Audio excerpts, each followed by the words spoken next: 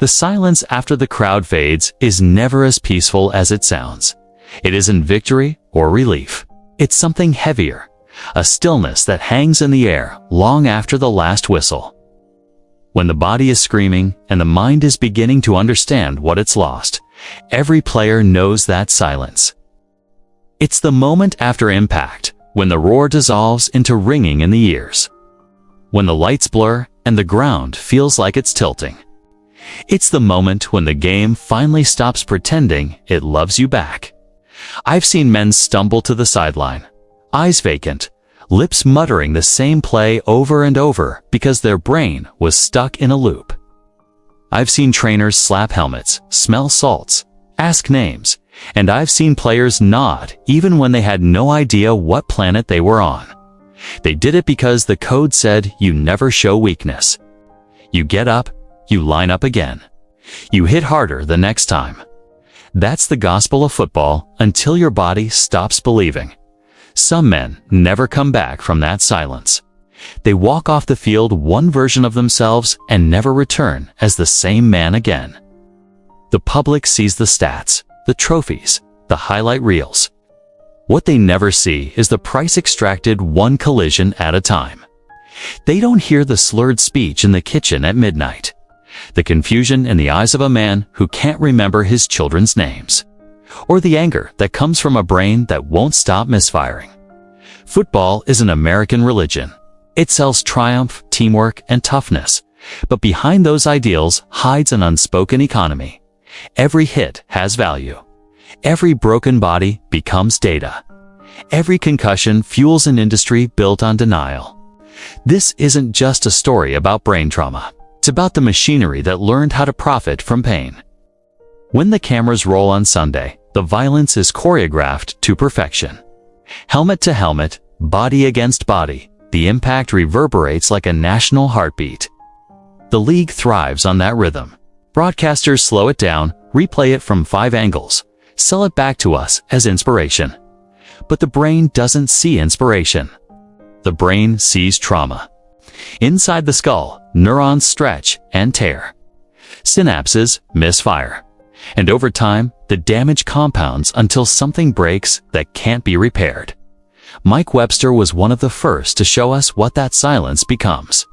He was the Iron Man of Pittsburgh, 4 Super Bowls, 9 Pro Bowls, the anchor of the Steelers dynasty. But when the cheering stopped, his mind began to crumble. He couldn't sleep, he forgot to eat. He taped his teeth back into his mouth because he could no longer afford a dentist. The same hands that once held off defensive linemen now trembled when he tried to hold a pen. When he died at 50, his brain became the first documented case of chronic traumatic encephalopathy, CTE, in professional football. Junior Seau was another, the face of modern defense, charismatic, invincible, a man who turned collisions into art. But beneath that armor, his brain was collapsing under invisible weight. The headaches never stopped. The mood swings came out of nowhere. He smiled for the cameras, surfed with friends, coached his kids, and one morning in 2012, he shot himself in the chest so scientists could study his brain. He was 43. Dave Duerson did the same. Super Bowl champion, a man known for intelligence and leadership. In his final note, he wrote, "Please see that my brain is given to the NFL's brain bank." He wanted someone to understand what happened to him, why the darkness inside his head had become unbearable. These men didn't die from football. They died from what football refused to see. For decades, the league sold a myth that concussions were temporary, that getting your bell rung was part of the game. The doctors said rest for a few plays. The teams said toughness is recovery. But science began whispering a different story, one the league couldn't afford to hear. Because when a sport becomes a multi-billion-dollar empire, truth becomes a liability. That's the birth of the concussion economy. A network of money, media, and medicine built to manage risk, not eliminate it. Every level of the system, from youth football to the Super Bowl, depends on the illusion that players are durable. The moment the illusion cracks, the business model trembles. I remember watching old footage of Mike Webster sitting alone in a dark room, clutching a photo of himself in uniform. The camera didn't need to pan or zoom. His silence said everything. He wasn't angry. He wasn't sad. He was lost, drifting somewhere between memory and pain, between the man he was and the man football left behind. That's the tragedy hiding inside the highlight reel. The NFL became America's favorite spectacle because it turned danger into glory.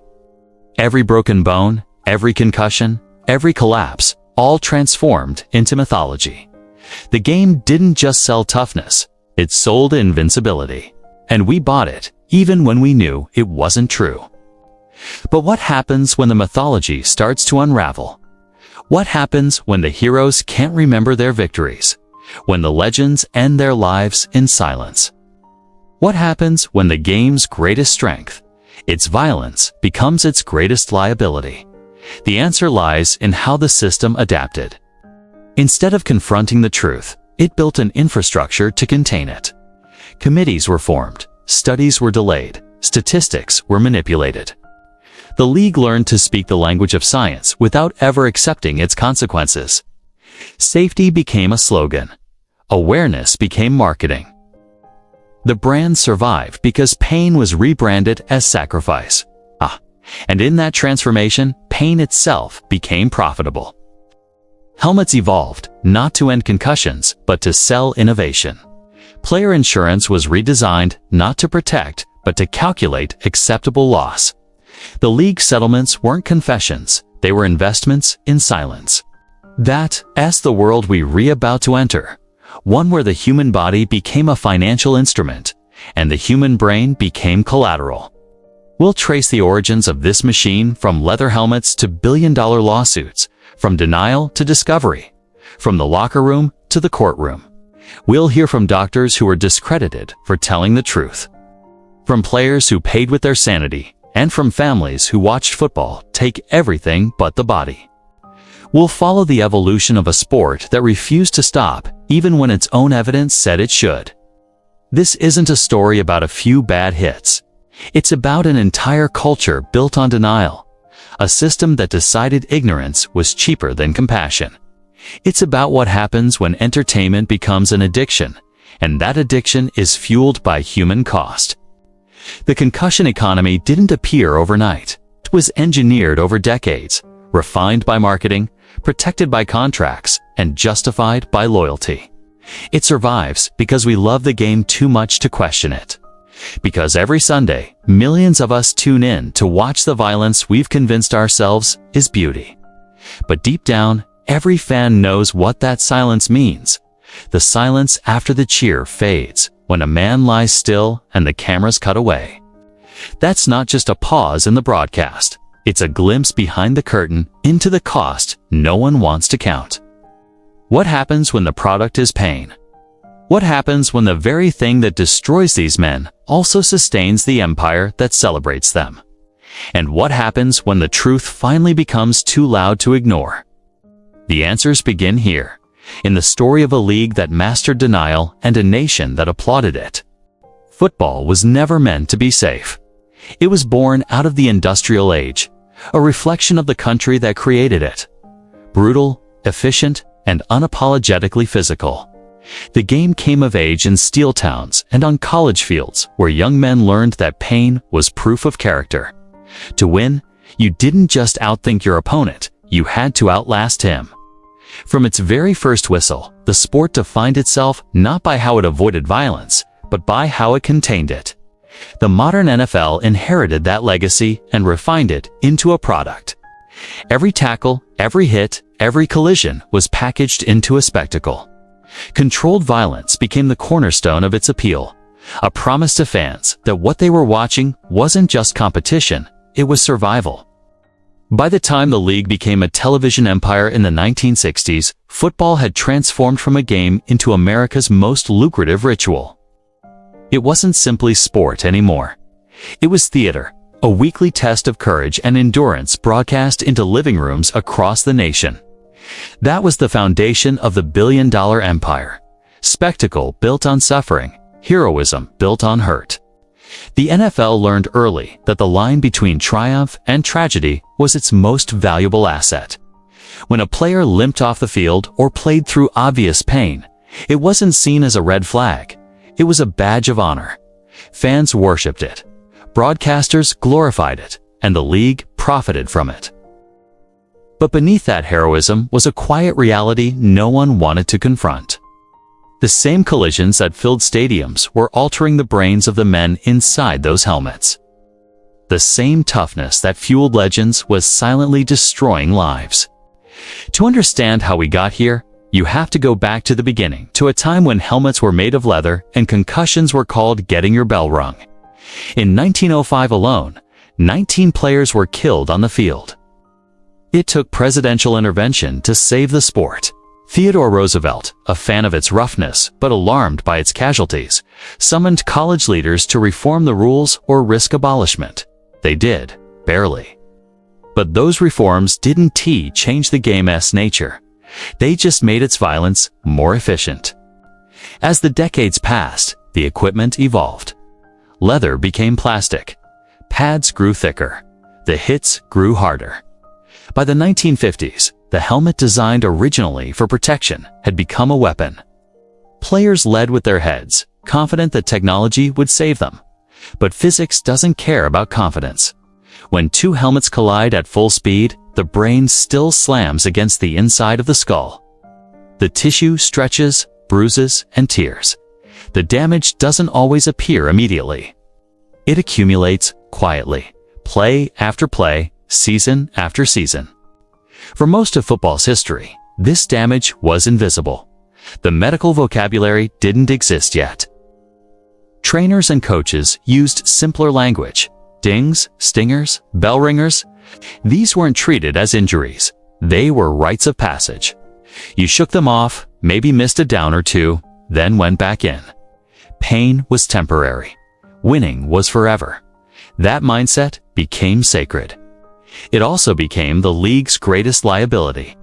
When the National Football League formed in 1920, it inherited this culture wholesale.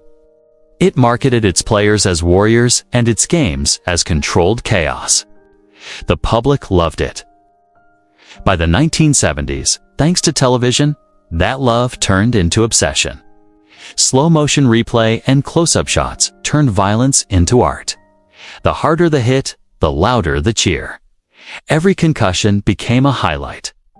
The network executives knew it, and so did the league. Ratings soared, advertising exploded, and the money began to flow like never before. With every new dollar, the stakes of denial grew higher. In the 1990s, a new word entered football's lexicon, CTE, or chronic traumatic encephalopathy. It described a degenerative brain disease caused by repeated head trauma. The symptoms were horrifying: memory loss, depression, mood swings, confusion, and, in many cases, suicide. The condition had been documented in boxers since the 1920s. It was once called punch-drunk syndrome. But it wasn't until Dr. Bennet Omalu, a Nigerian-born forensic pathologist working in Pittsburgh, examined the brain of former Steelers center Mike Webster in 2002 that football's darkest secret came to light. Webster's brain showed severe atrophy, tau protein deposits, and the telltale scarring of long-term trauma. It looked more like that of a dementia patient than an athlete in his 50s. Omalu published his findings, and what followed was not gratitude, but hostility. The NFL didn't see a doctor trying to help. It saw a threat to its empire. The league's response was swift and defensive. A committee known as the Mild Traumatic Brain Injury Committee, formed and funded by the NFL, publicly dismissed Omalu's research. They claimed there was no evidence linking football to long-term brain damage. They questioned his methods, his credentials, even his motives. But the evidence kept piling up. Other doctors found the same abnormalities in the brains of deceased players. Cases multiplied. Andre Waters, Justin Strelczyk, Terry Long, all gone before their time, all with the same pathology. The truth was no longer anecdotal. It was scientific.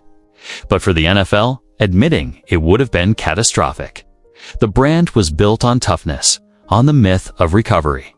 If concussions were shown to cause irreversible damage, the entire foundation of the league's marketing would collapse.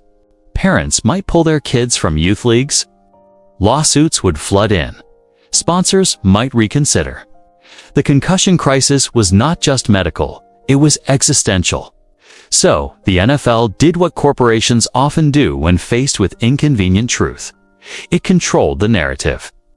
It launched public campaigns about player safety, revised its concussion protocols, and partnered with helmet companies promising next-generation protection. It created the image of reform without changing the underlying structure. The same doctors who once denied the science now spoke about awareness. The same league that ignored suffering now sponsored research on its own terms. Behind closed doors, former players began to organize. They shared stories of memory lapses, depression, and fear. Many couldn't work. Others couldn't remember their careers. Lawsuits began to emerge, alleging that the NFL had known the risks and chosen to hide them. In 2013, the league agreed to a $1 billion settlement, not as an admission of guilt, but as a way to make the problem go away. Yet, the problem didn't go away, because the real issue wasn't the concussion itself, it was the system built around it. Every Sunday, America watches a product that depends on controlled destruction. The violence isn't an accident, it's the feature. The league sells it, advertisers glamorize it, and fans internalize it. That's the business model. And within that model, every injury has economic value. Medical technology becomes a profit center. Safety initiatives become marketing campaigns. Player welfare becomes a line item in a corporate budget. That's what we call the concussion economy, a cycle where harm fuels innovation, where denial sustains profitability, and where truth is negotiable. The NFL doesn't just manage its players' bodies, it manages the perception of those bodies. Pain becomes branding. Recovery becomes spectacle. Even tragedy becomes content. This is what separates football from other sports. Baseball sells nostalgia. Basketball sells creativity. Football sells risk.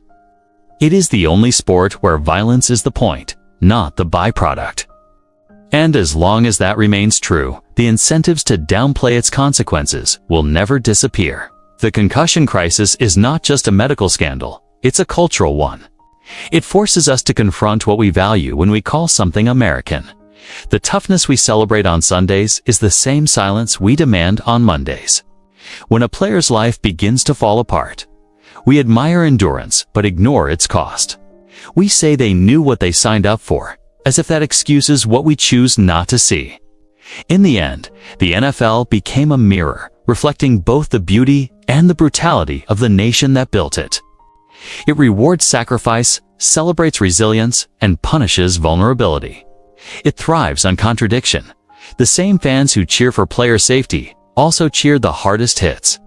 The same sponsors who promote wellness advertise beer and insurance next to footage of men destroying each other. It's a closed circuit of profit and pain, each feeding the other in perfect balance. And yet, for all its contradictions, football endures. Because beneath the hypocrisy lies something primal. The game taps into our deepest instincts, our need to witness struggle, to define strength through suffering. It tells us who we want to be, courageous, loyal, unbreakable. That's why the concussion crisis matters so deeply. It's not just about what the league did, it's about what we allowed. As we move deeper into this story, we'll uncover how denial became strategy, how damage became data, and how the men who built the NFL's golden age became its forgotten casualties. We'll explore the science that changed everything and the corporate machinery that fought to keep it buried. Because when pain becomes profitable, morality becomes optional.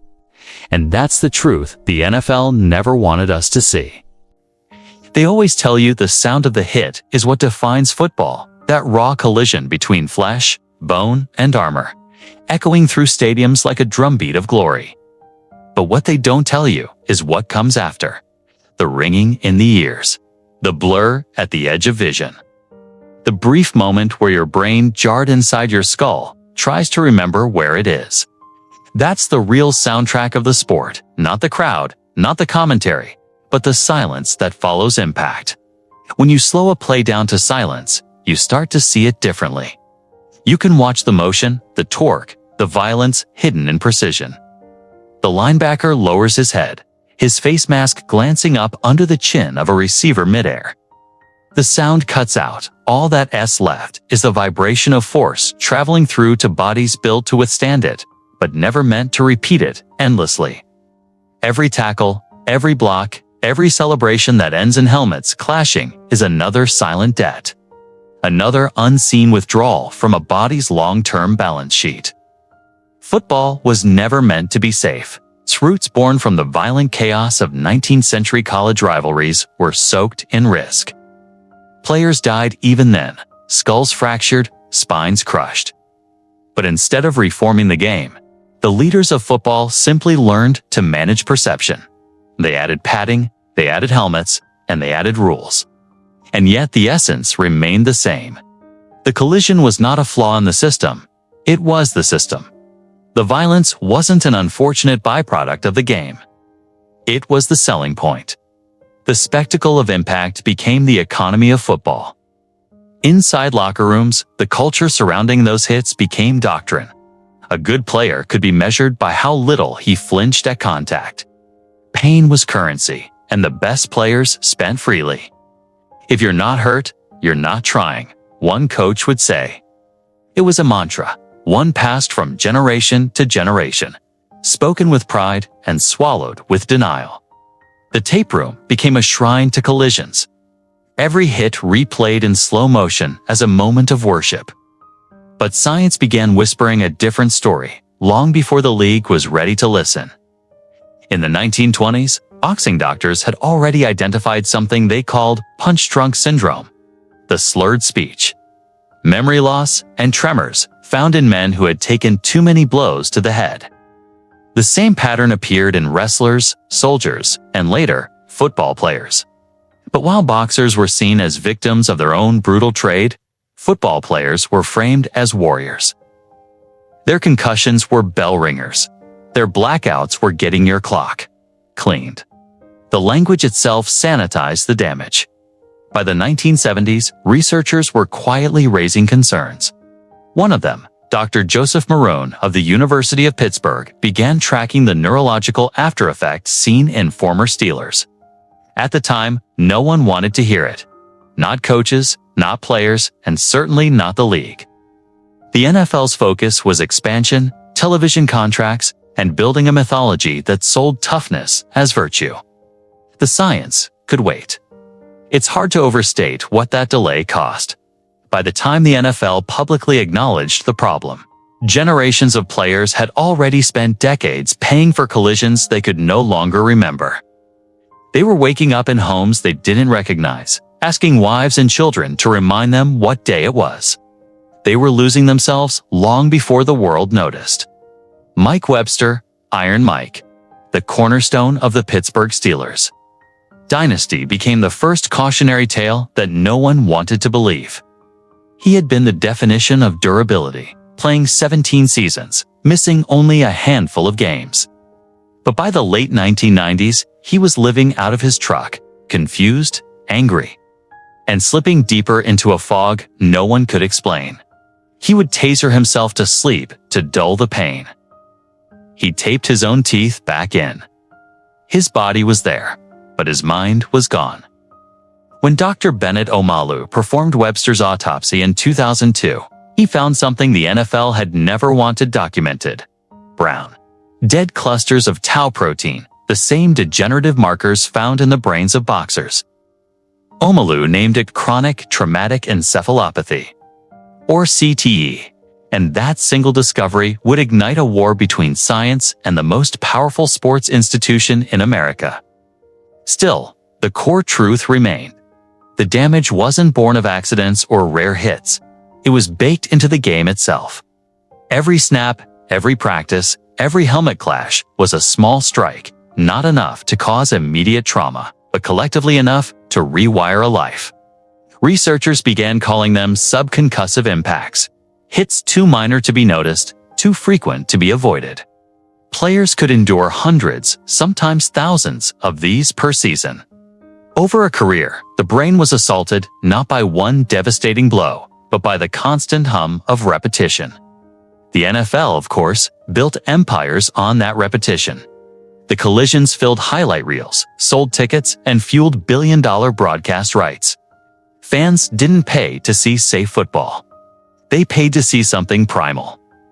Every helmet clash, every bone-rattling tackle, every slow-motion replay of a body going limp, it was all part of the spectacle.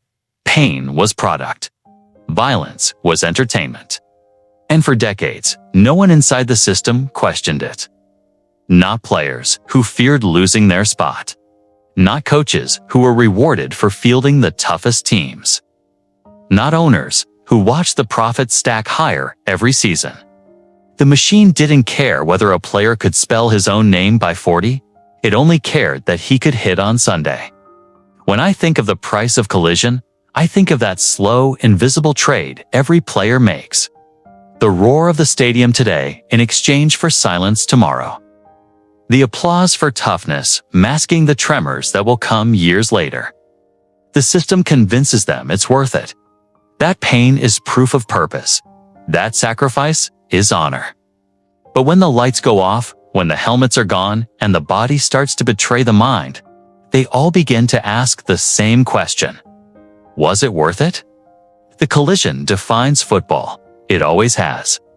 But buried beneath the roar of contact is a quieter story, one of biology, denial, and inevitability.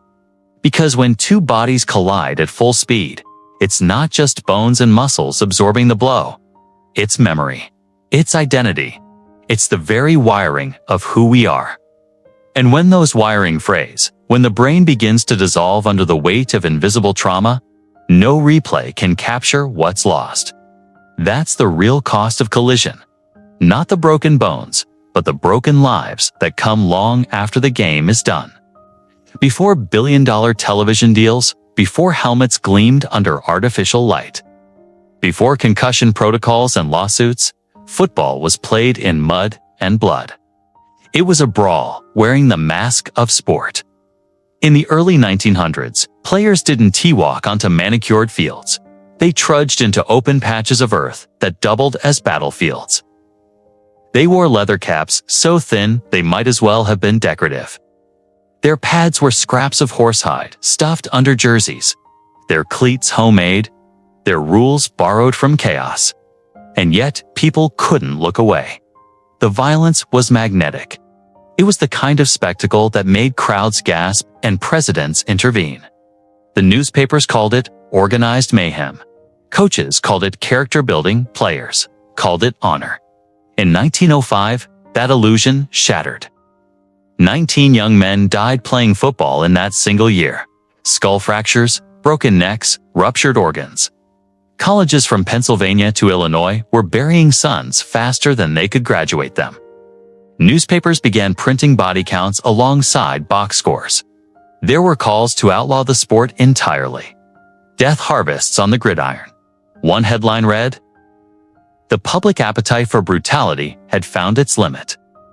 That's when President Theodore Roosevelt, a man who celebrated toughness, who believed in the moral virtue of struggle, decided to step in.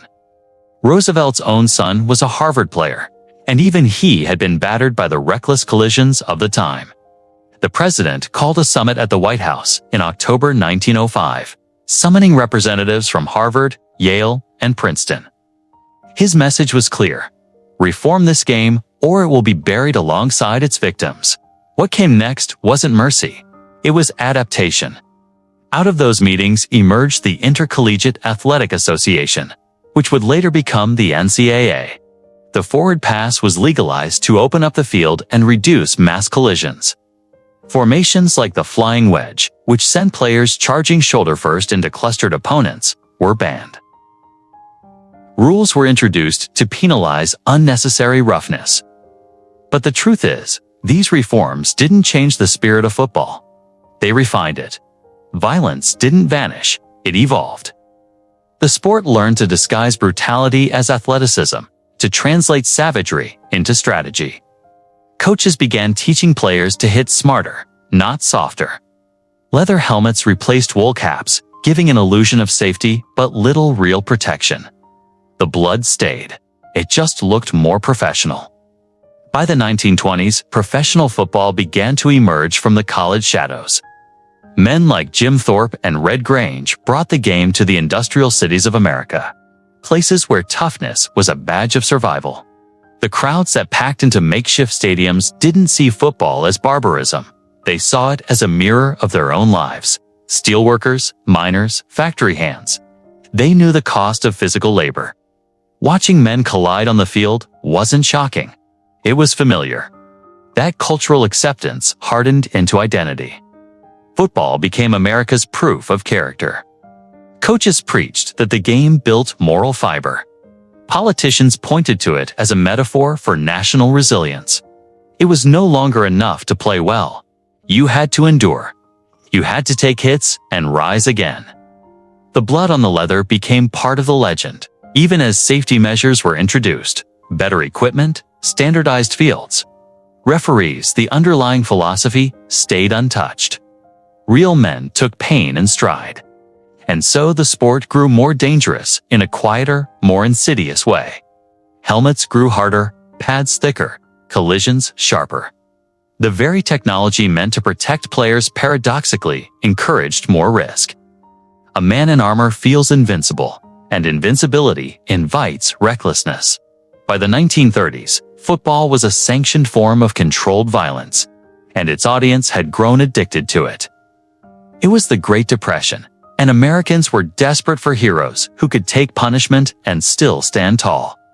The gridiron became a theater of resilience, where every tackle was a metaphor for the nation's endurance. Teams were named after industries. The Steelers, the Packers, the Bears, and their players became blue-collar warriors. Yet beneath that mythology, the damage was accumulating. Doctors occasionally raised alarms about the toll the sport was taking, but their voices were drowned out by the cheers.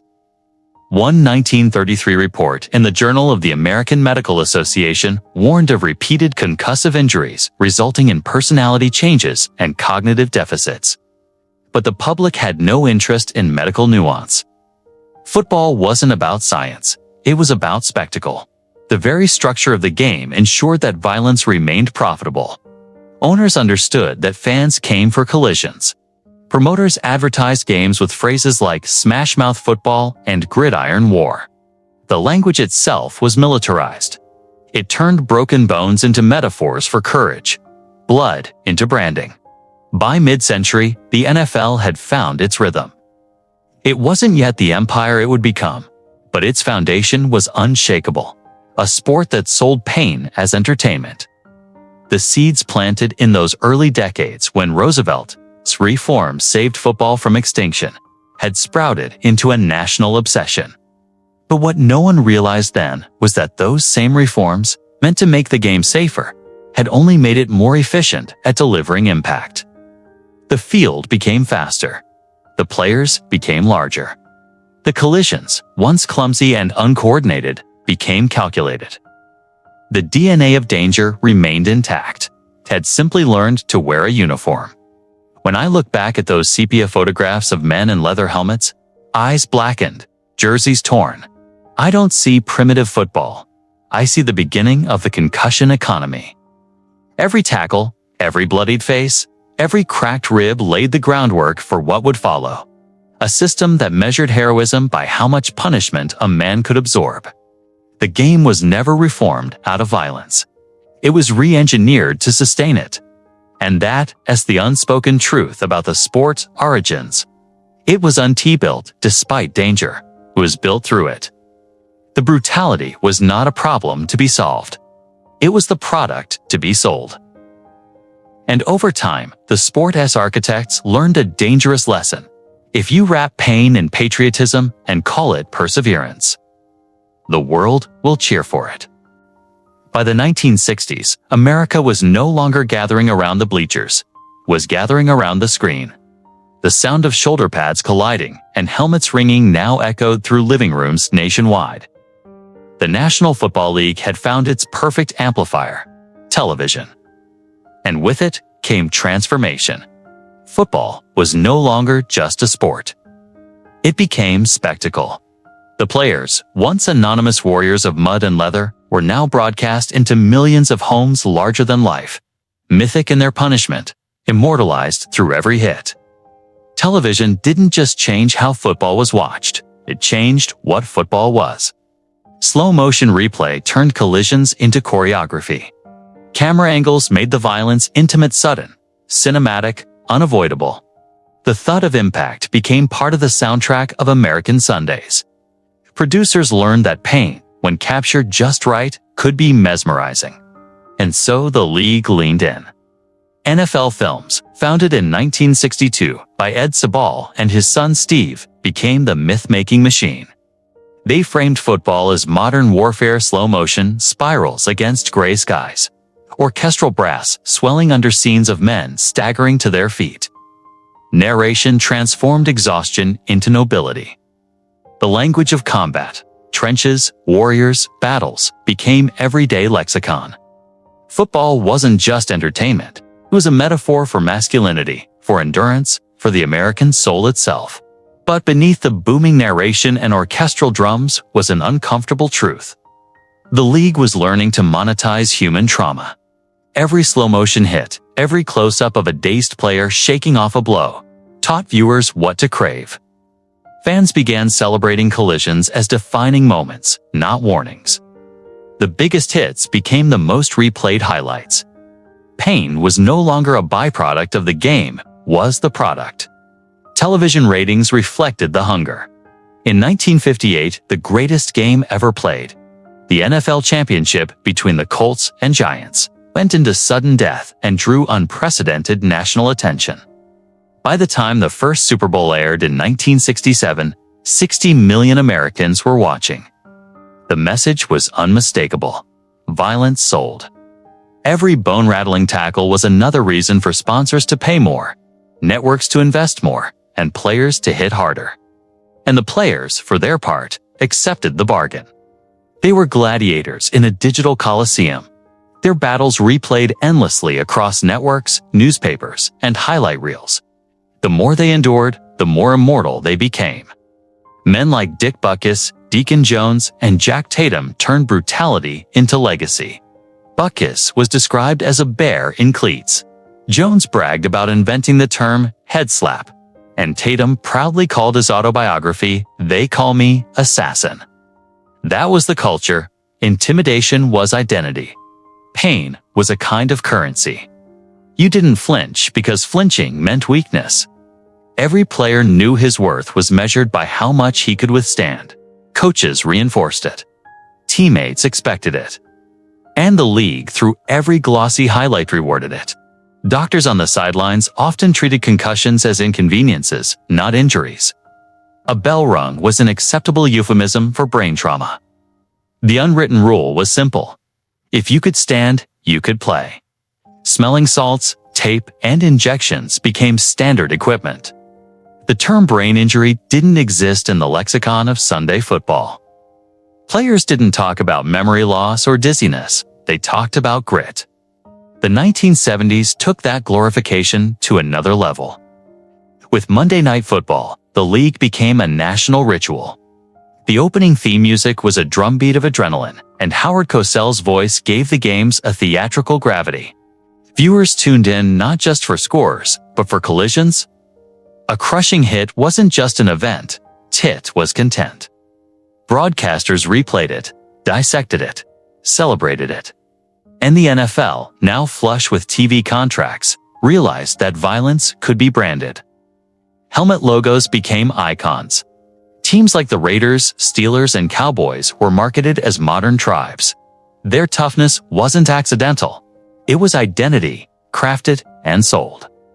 The NFL's marketing leaned into slogans like "On Any Given Sunday" and the game's greatest hits.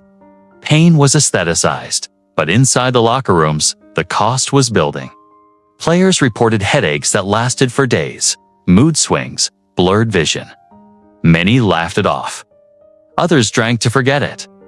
Internal report commissioned by the league quietly mentioned neurological concerns about repetitive head trauma, but it was buried. The NFL had no incentive to slow down its golden era. Ratings were exploding. Stadiums were selling out. And as far as the public was concerned, these men were indestructible. That was the lie everyone agreed to believe. The myth of invincibility. The truth was that behind those highlight reels were lives unraveling. Some players couldn't sleep without pills. Some woke up not knowing what city they were in. Marriages fractured under the weight of aggression and confusion. The collisions that made them famous were hollowing them out from the inside. But there was no language for that, yet no CTE. No concussion protocol. No awareness campaign. There was only silence. The NFL's television era perfected that silence. It drowned it in spectacle. The cameras didn't linger on pain. They cut to the next play. The audience saw recovery, not collapse. If a man stumbled, the broadcast cut to a commercial. The violence was edited for consumption, packaged with the precision of an ad campaign. Football in the television age became America's most powerful mirror. It reflected everything the culture valued: strength, endurance, dominance, concealed everything it feared: fragility, vulnerability, mortality. The league didn't just sell the game, sold the illusion that pain was noble. And for 2 decades, that illusion held. The NFL became untouchable. The players became icons, and the audience became complicit. We all tuned in to watch men collide, pretending not to notice that they were breaking. It was in those decades, the 1960s and 70s, that the concussion economy took root. Every slow-motion replay was an investment in the mythology of toughness. Every replayed tackle was another moment of cognitive dissonance, admiration for destruction. The league didn't need to hide the violence, it only needed to romanticize it. By the end of the 1970s, football wasn't just the most popular sport in America. It was the most profitable. Television rights deals exceeded $200 million. Advertising time during broadcasts became some of the most expensive in history. The game had become a cultural religion, and its high priests were the networks and the league executives counting the profits. But inside the helmets, the story was different. Beneath the roar of the crowd and the brilliance of the lights, the human brain, soft, fragile, irreplaceable, was being jarred thousands of times a season. No one could see it. No one wanted to. The television age made sure of that. When the cameras focused on the triumph, they missed the tremor. When the world saw heroes, it missed the harm. And by the time anyone began to ask what those collisions were really costing, the machine was already too big to stop. Mike Webster was once the embodiment of steel, literally and symbolically. The center of the Pittsburgh Steelers dynasty in the 1970s, he anchored an offense that defined an era. They called him Iron Mike, a name that seemed to fit perfectly: unbreakable, unyielding, relentless. Webster played 245 games in the NFL, a career marked by grit and endurance. He was the kind of player the league celebrated: tough enough to play through pain, loyal enough never to complain. But behind the legend, a quiet collapse had begun. When Webster retired in 1991, the crowd still cheered his name. But in the silence that followed the silence after the fame, after the noise, his body and mind began to betray him.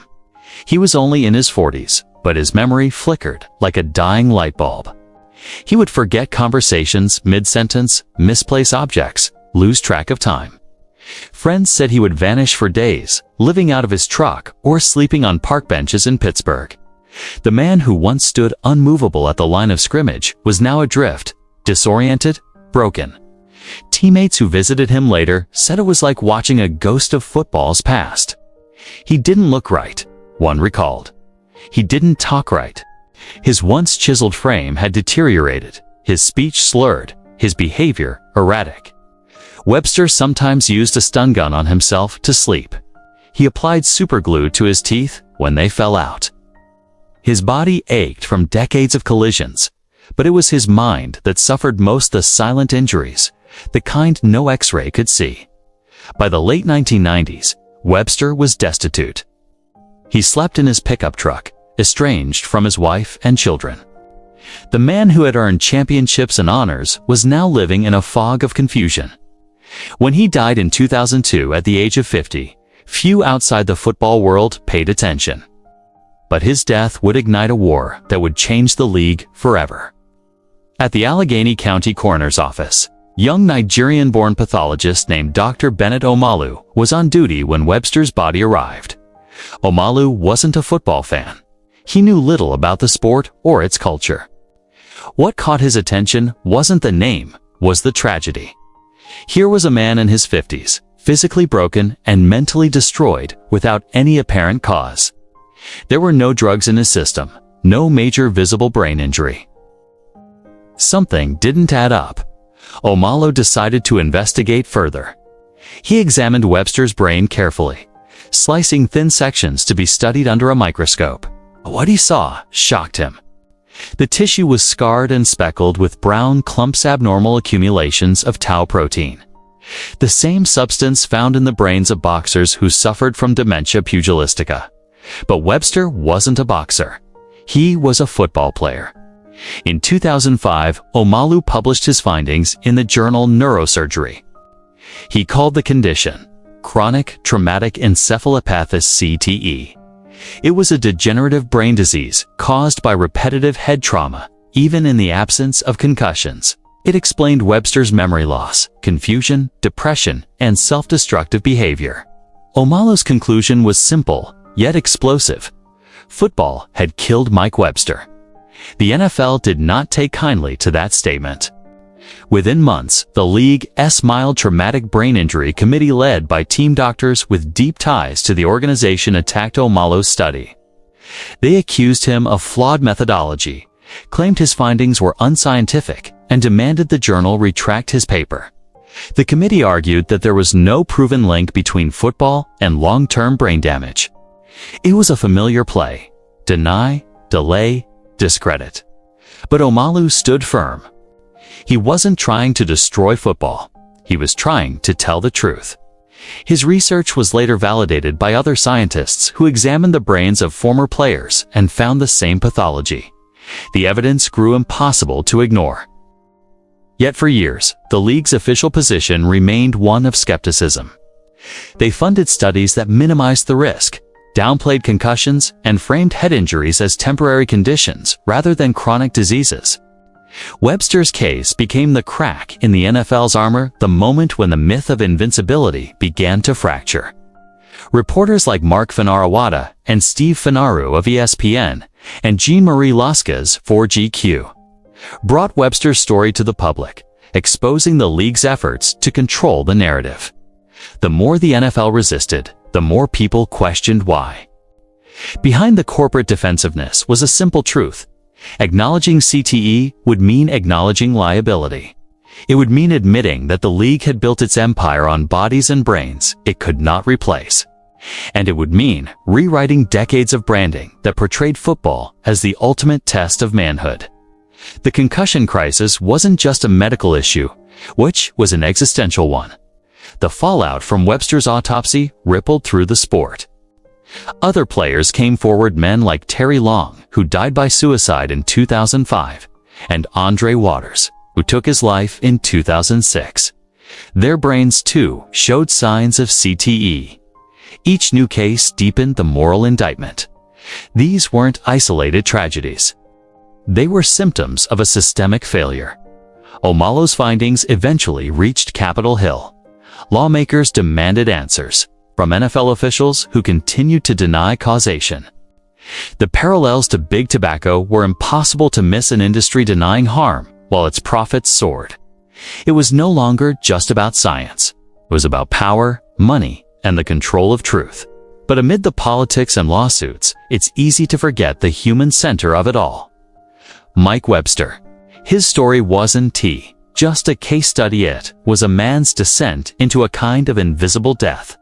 He gave everything to a game that gave him glory and left him in ruins. When he was alive, fans cheered his toughness. When he was gone, his brain became evidence. The tragedy of Webster's story lies not only in his suffering, but in what it revealed: that the NFL's mythology of endurance was built on silence. Players were told to shake it off, to keep going, to sacrifice for the team. They were rewarded for ignoring pain, punished for admitting it. And when the consequences came, they came alone, long after the lights went out. When Omalu looked through his microscope at Webster's damaged brain tissue, he wasn't just seeing one man's illness. He was seeing the anatomy of a lithe biological proof that football's promise of immortality was built on decay.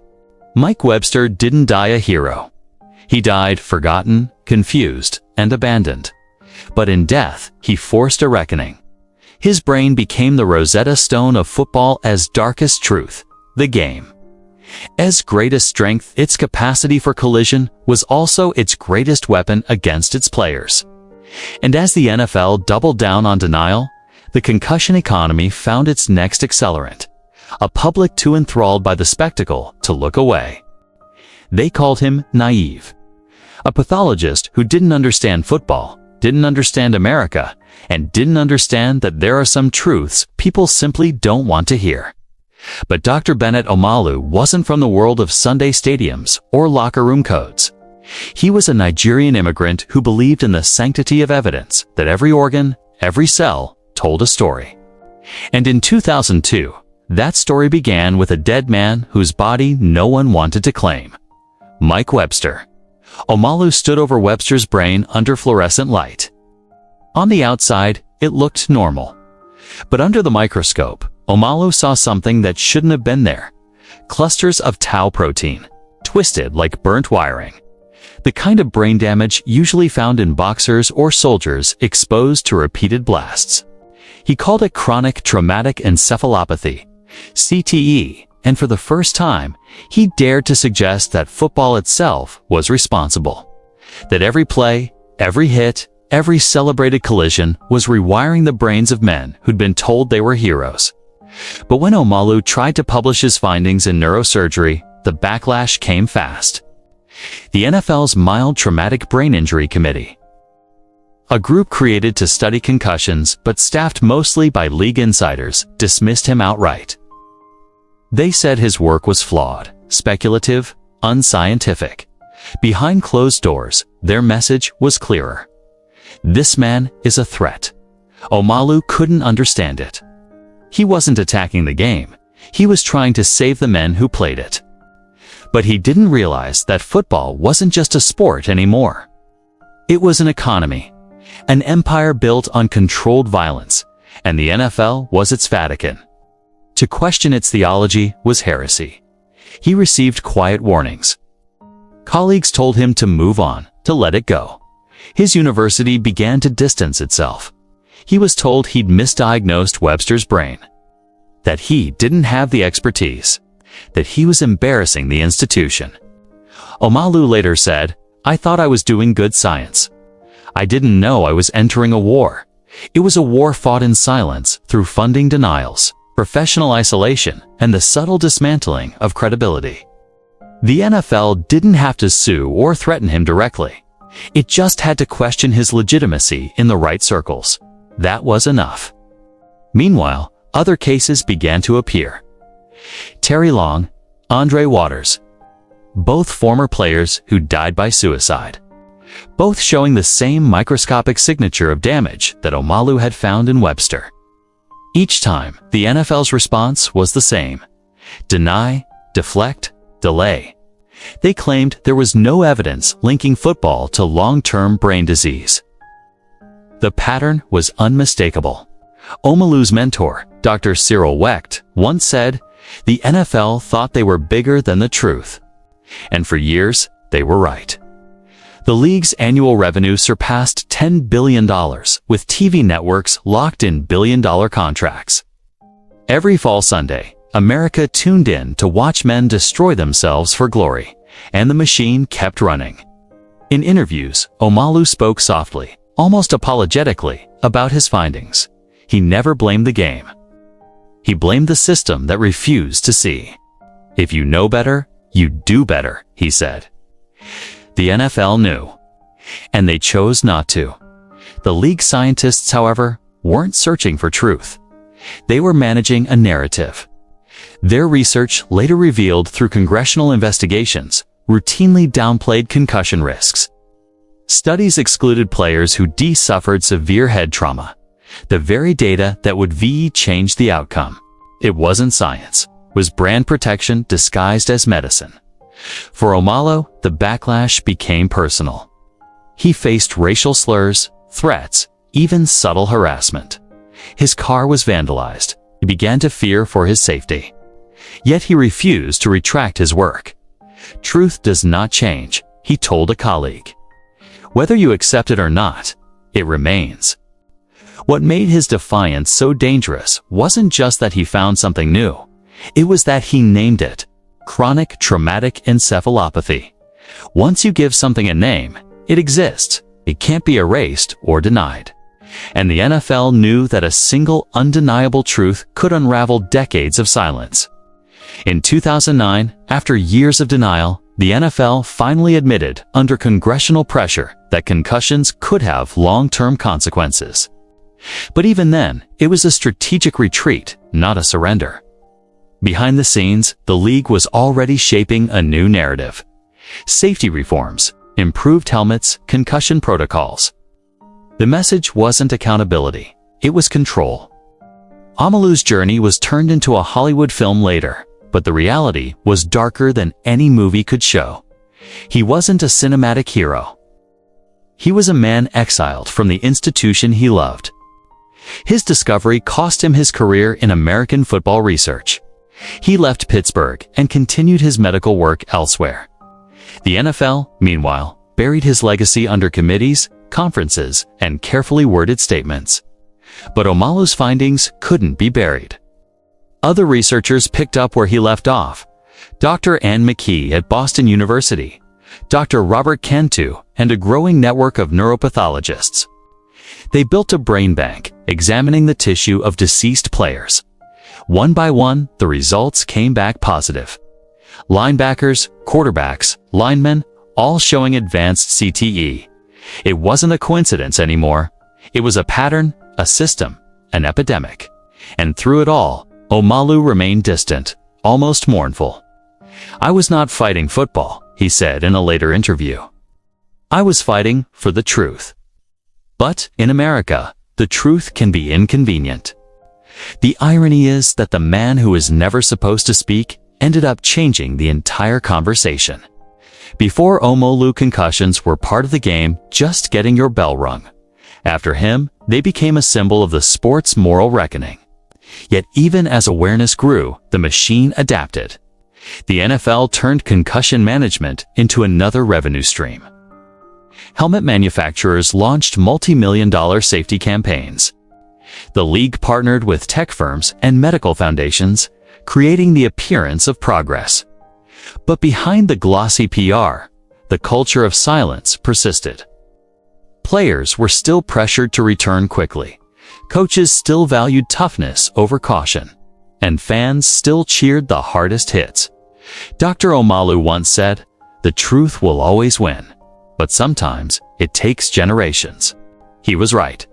Because even now, the league he challenged continues to profit from the very violence that destroyed so many of its players.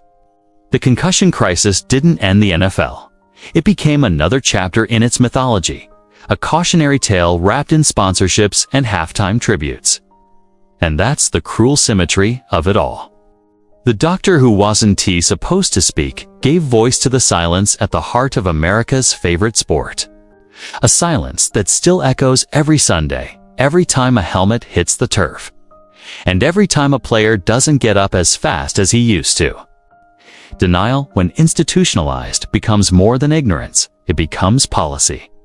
In the early 2000s, as Bennet Omalu's papers made quiet ripples through the medical world, the National Football League faced a decision that would define its next decade. Admit a problem and risk unraveling its empire, or build a fortress of science that looked credible enough to keep the truth out. It chose the latter. The NFL's first line of defense was something called the Mild Traumatic Brain Injury Committee. Formed in 1994 under the leadership of Dr. Elliot Pellman, a rheumatologist, not a neurologist. Pellman had no background in brain science, but he had something far more valuable: loyalty to the league. His job wasn't to uncover truth, it was to manage perception. The committee became a shield, not a searchlight. Its members published studies in league-affiliated journals. Studies that claimed concussions were minor injuries, that players recovered quickly, that no long-term effects had ever been proven. From the outside, it looked like rigorous research. The NFL cited peer-reviewed findings, created official-sounding safety protocols, and reassured the public that player health was their top priority. But inside, it was theater. The studies excluded the most damaged players, men like Mike Webster or Andre Waters, calling them outliers. Data showing repeat concussions were simply left out. It was a classic strategy. Control the evidence, control the outcome. When journalists began asking questions, the committee doubled down. They dismissed independent researchers as alarmists. They questioned Omalu's competence, labeling his discovery one isolated case. They accused outside scientists of seeking fame and funding. It was the same playbook used by tobacco companies decades earlier. Fund just enough counter-research to manufacture doubt. In 2006, the New York Times began publishing investigations into the NFL's handling of concussions. Reporters uncovered internal memos showing the league's committee had ties to executives, lawyers, and PR specialists, not neurologists. The so-called research was written to protect the brand. One internal document even described concussions as manageable events, a phrase that sounded more like marketing than medicine. When Congress finally took notice, they called the NFL to testify. Commissioner Roger Goodell, in his trademark composed tone, told lawmakers the league took player safety very seriously. But when pressed for specifics, his answers looped back into vagueness, ongoing studies, player responsibility, shared accountability. It was the language of corporate insulation, not reform. Behind the scenes, the league's legal team was in full defensive mode. They knew admitting fault could open the floodgates to lawsuits. The financial exposure was astronomical. So they did what powerful institutions always do. They created a layer of plausible deniability. The committees were independent, the doctors respected, the data complex. In reality, everything was tightly choreographed. Even the word concussion became a battlefield. League documents avoided it where possible, preferring terms like mild traumatic brain injury. It sounded clinical, harmless. Players themselves internalized the culture, shaking off hits, laughing through memory loss, joking about getting their bell rung. The NFL didn't have to deny concussions existed. It just had to normalize them. The turning point came when independent researchers, like Dr. Ann McKee at Boston University, began releasing their own data. They found CTE in multiple former NFL players, men who'd suffered depression, dementia, and suicide. By 2010, the pattern was undeniable. But the league still refused to publicly acknowledge the link.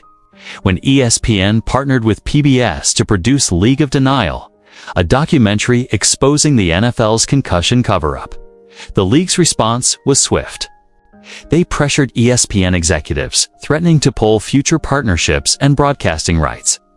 ESPN backed out just weeks before the premiere, leaving PBS to release the film alone.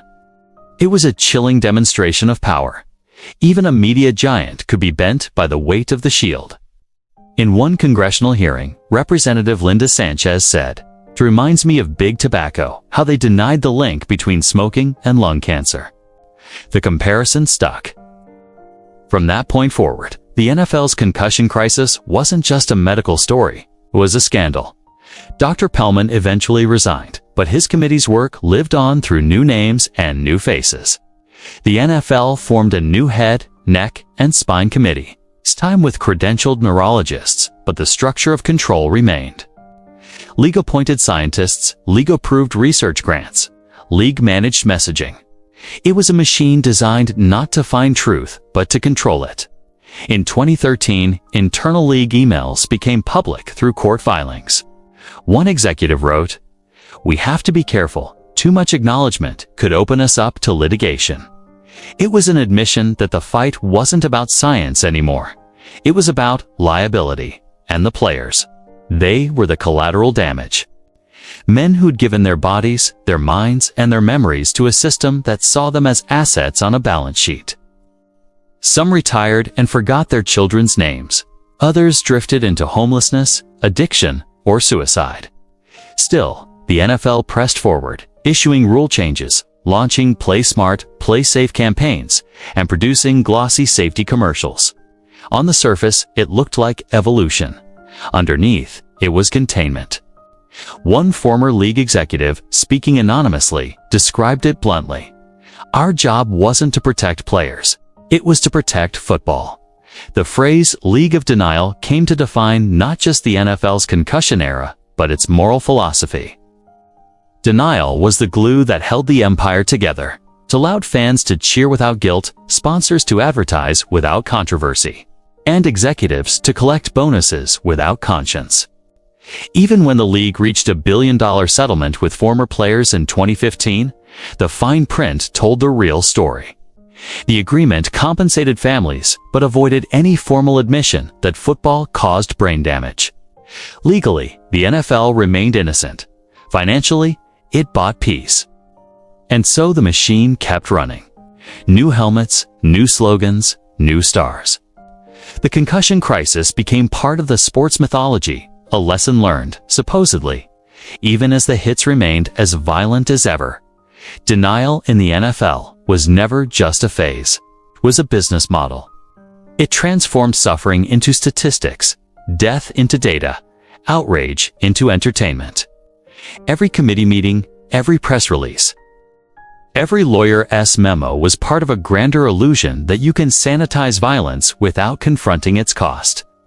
But beneath that illusion, the truth kept pulsing in autopsy labs, in widows' testimonies, in the haunted eyes of men who'd lost their memories before 40. The league could fund studies, deny patterns, or rebrand the narrative, but it couldn't stop the silence that followed every Sunday hit. Because every time the crowd roared, it echoed against a wall of lies, built by a league that knew exactly what it was doing and did it anyway. There is a saying in football that everyone's hurt by week 4. The only difference is who can hide it better. The NFL for decades has been built on that quiet creed. Pain is a currency traded for respect. And Sunday is the altar where it's offered up.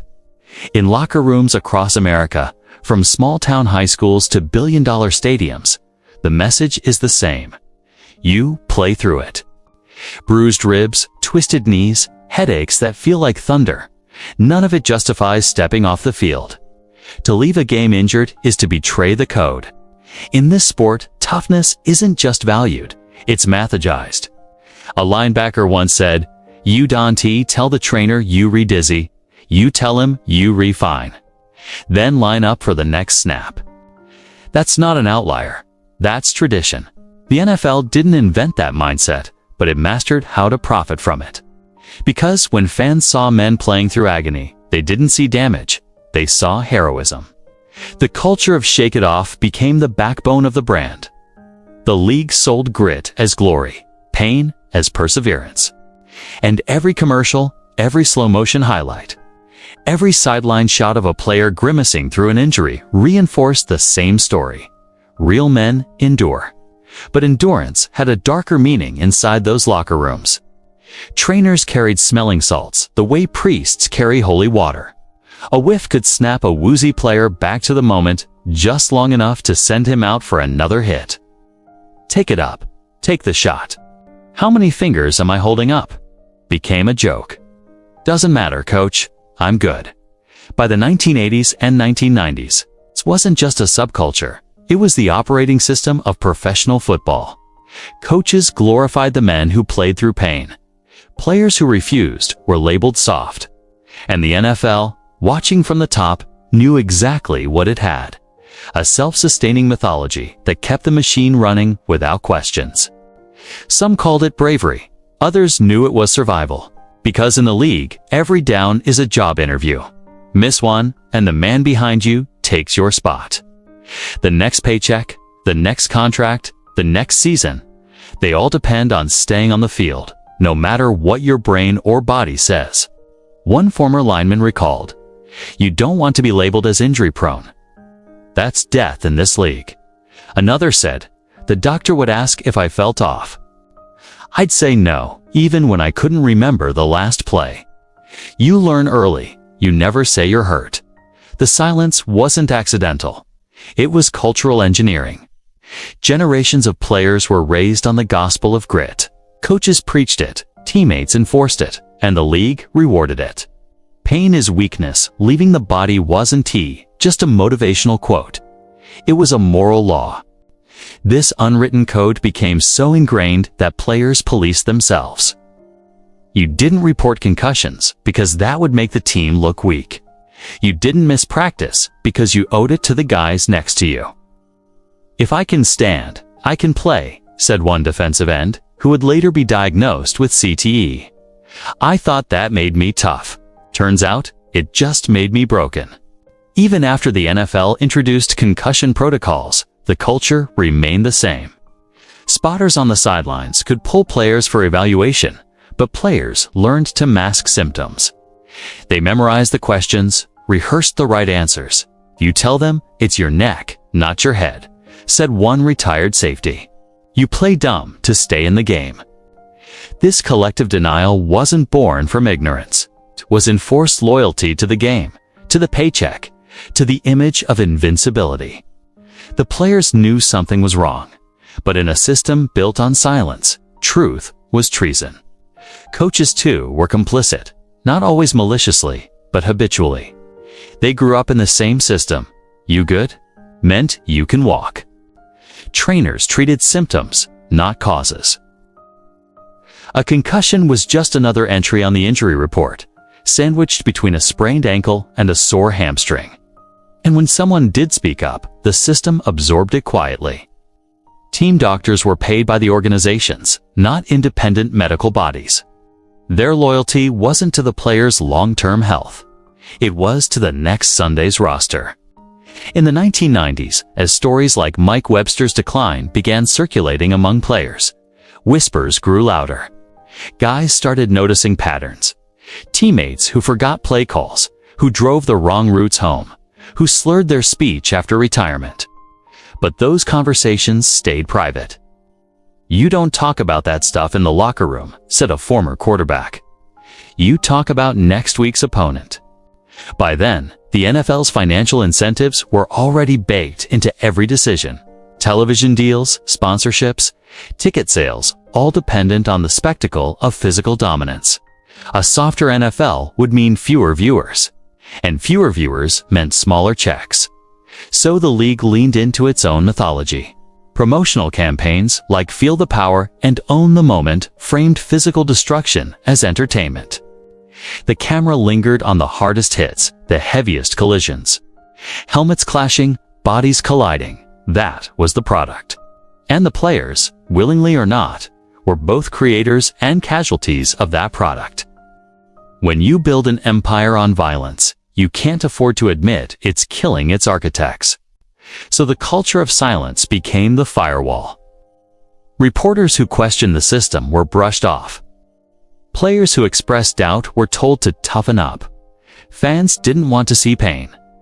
They wanted to see performance, and the league delivered. The result was a generation of athletes trained to dismiss their own suffering.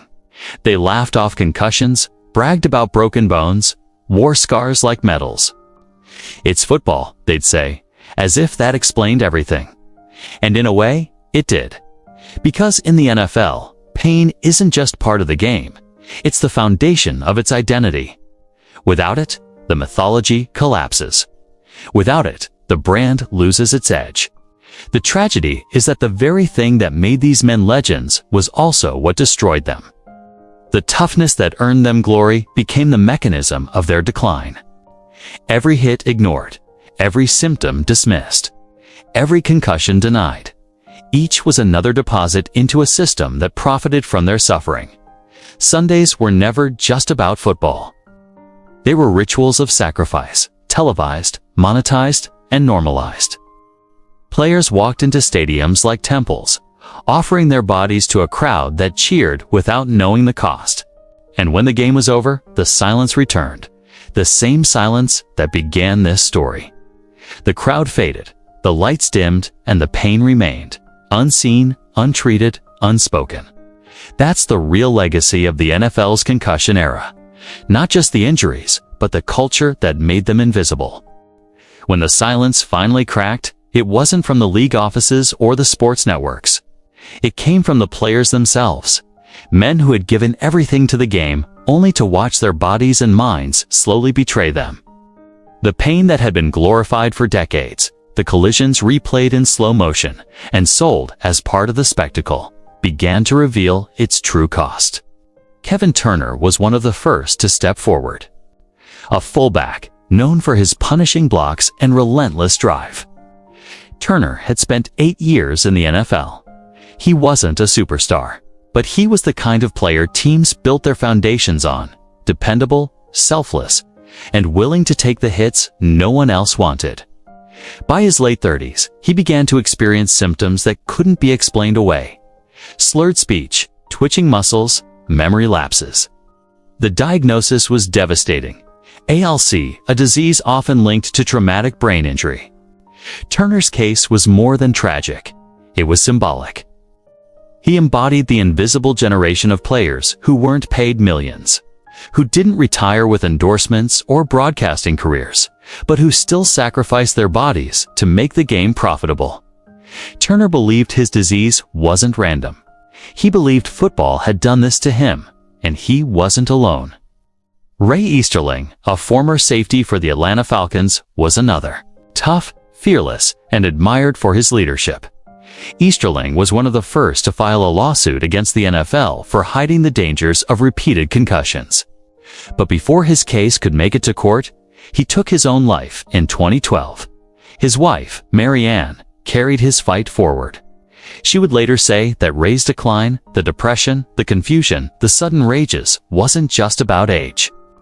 It was the product of years of undiagnosed brain trauma, dismissed by team doctors and ignored by the league.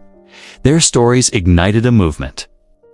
Hundreds of former players, from household names to forgotten journeymen, joined a class action lawsuit that accused the NFL of turning a blind eye to the known risks of concussions and CTE. It was the first time the Shield, the mighty invincible emblem of American football, faced a real existential challenge from within. At first, the NFL treated the lawsuit as a nuisance. Its lawyers argued that players assumed the risks of the game. They claimed there was no definitive proof linking football to long-term brain disease. But that argument began to crumble as autopsies mounted. The brains of deceased players studied by researchers like Dr. Ann McKee at Boston University showed overwhelming evidence of chronic traumatic encephalopathy. The patterns were consistent, undeniable, and devastating. By 2013, the NFL was cornered. A federal judge, Anita Brody, began pressing the league for answers. The NFL agreed to a $765 million settlement to compensate former players and fund medical research. It sounded monumental until you broke it down. For over 20,000 eligible retirees, the money barely scratched the surface. The settlement also included no admission of wrongdoing. The league had bought silence, not accountability. Yet, in the court of public opinion, something irreversible had happened. The illusion of invincibility, the idea that football was tough but safe, brutal but controlled, was shattered. Fans began to see the human side of the game's casualties. They saw the faces of men who could no longer remember their children's names, struggled to hold conversations, who stumbled and shook long after the applause had faded. For players like Turner, the lawsuit wasn't about revenge. It was about acknowledgement, about making the league admit that the hits which built its empire were destroying the men who made it possible. In interviews before his death, Turner spoke with the clarity of someone who knew he didn't have much time left. "I love football," he said, "but I don't love what it did to me." I just want the truth. That truth would eventually come in the form of medical recognition, public documentaries, and eventually, the film Concussion. But even as the world began to understand, the NFL's damage control machine worked overtime. It funded new safety initiatives, rolled out concussion protocols, and pledged to protect the future of the game. Behind the scenes, however, the system that rewarded silence and punished vulnerability remained largely intact. Many retired players continued to face bureaucratic barriers when filing for compensation. Some were told their symptoms didn't fit the criteria. Others waited years for payouts that never came. The league's legal language was precise and strategic, designed to minimize liability while projecting compassion. In the years that followed, journalists uncovered cases where the settlement fund discriminated along racial lines, using race norming and cognitive testing to deny black players equal access to benefits. It was an outrage that revealed the layers of inequity embedded in the very institution that had profited off their bodies. And yet, amid all this, a few glimmers of hope emerged. Families who had lost loved ones to CTE began donating their brains to science. What began as a small registry at Boston University grew into one of the most important brain banks in the world. Each donation was an act of defiance, a refusal to let the truth be buried. Kevin Turner's brain was among them. After his death in 2016, researchers confirmed he had advanced CTE. The findings helped link repetitive head trauma to diseases like ALS, reshaping the medical understanding of football-related neurodegeneration. Ray Easterling's case had already laid the legal groundwork. Turner's findings gave it scientific weight. Together, their sacrifices moved the conversation from doubt to undeniable fact. As the class action settlement played out, some players expressed relief that the league had finally acknowledged their suffering. Others saw it as a betrayal, a way for the NFL to put a price tag on decades of pain without ever saying the words, "We were wrong." For the men who had spent their lives being told to take the hit, play through it, and be a man, the lawsuit wasn't just about money. It was about dignity, about forcing the most powerful sports organization in America to face what it had done. By the late 2010s, the phrase concussion protocol became part of the football lexicon. Sideline tents appeared, spotters watched from the booth, and commercials celebrated the league's commitment to safety. But the veterans, who had started the fight, watched with mixed emotions. They had opened Pandora's box, but the price of opening it had been steep: their health, their peace, their lives. The lawsuit had changed football forever. It forced parents to rethink whether they wanted their children playing tackle football. It sparked conversations about ethics, capitalism, and the limits of entertainment. And it proved, once again, that real change in the NFL doesn't come from the top. It comes from the men who bled, broke, and finally refused to stay silent. The concussion economy wasn't just built on collisions, it was sustained by denial. But once the players who'd built that economy stood together and demanded truth, the entire foundation trembled. Their courage didn't end the suffering, but it made the suffering impossible to ignore. When the NFL finally announced its billion-dollar concussion settlement, it was hailed as a landmark victory, a sign that the league had at last been forced to confront its past. Headlines declared it a turning point. Networks called it historic. Lawyers framed it as justice. But for thousands of former players who had spent years living with pain, memory loss, depression, and financial ruin, the announcement was nothing more than another illusion, another carefully engineered narrative from a league that had mastered the art of containment.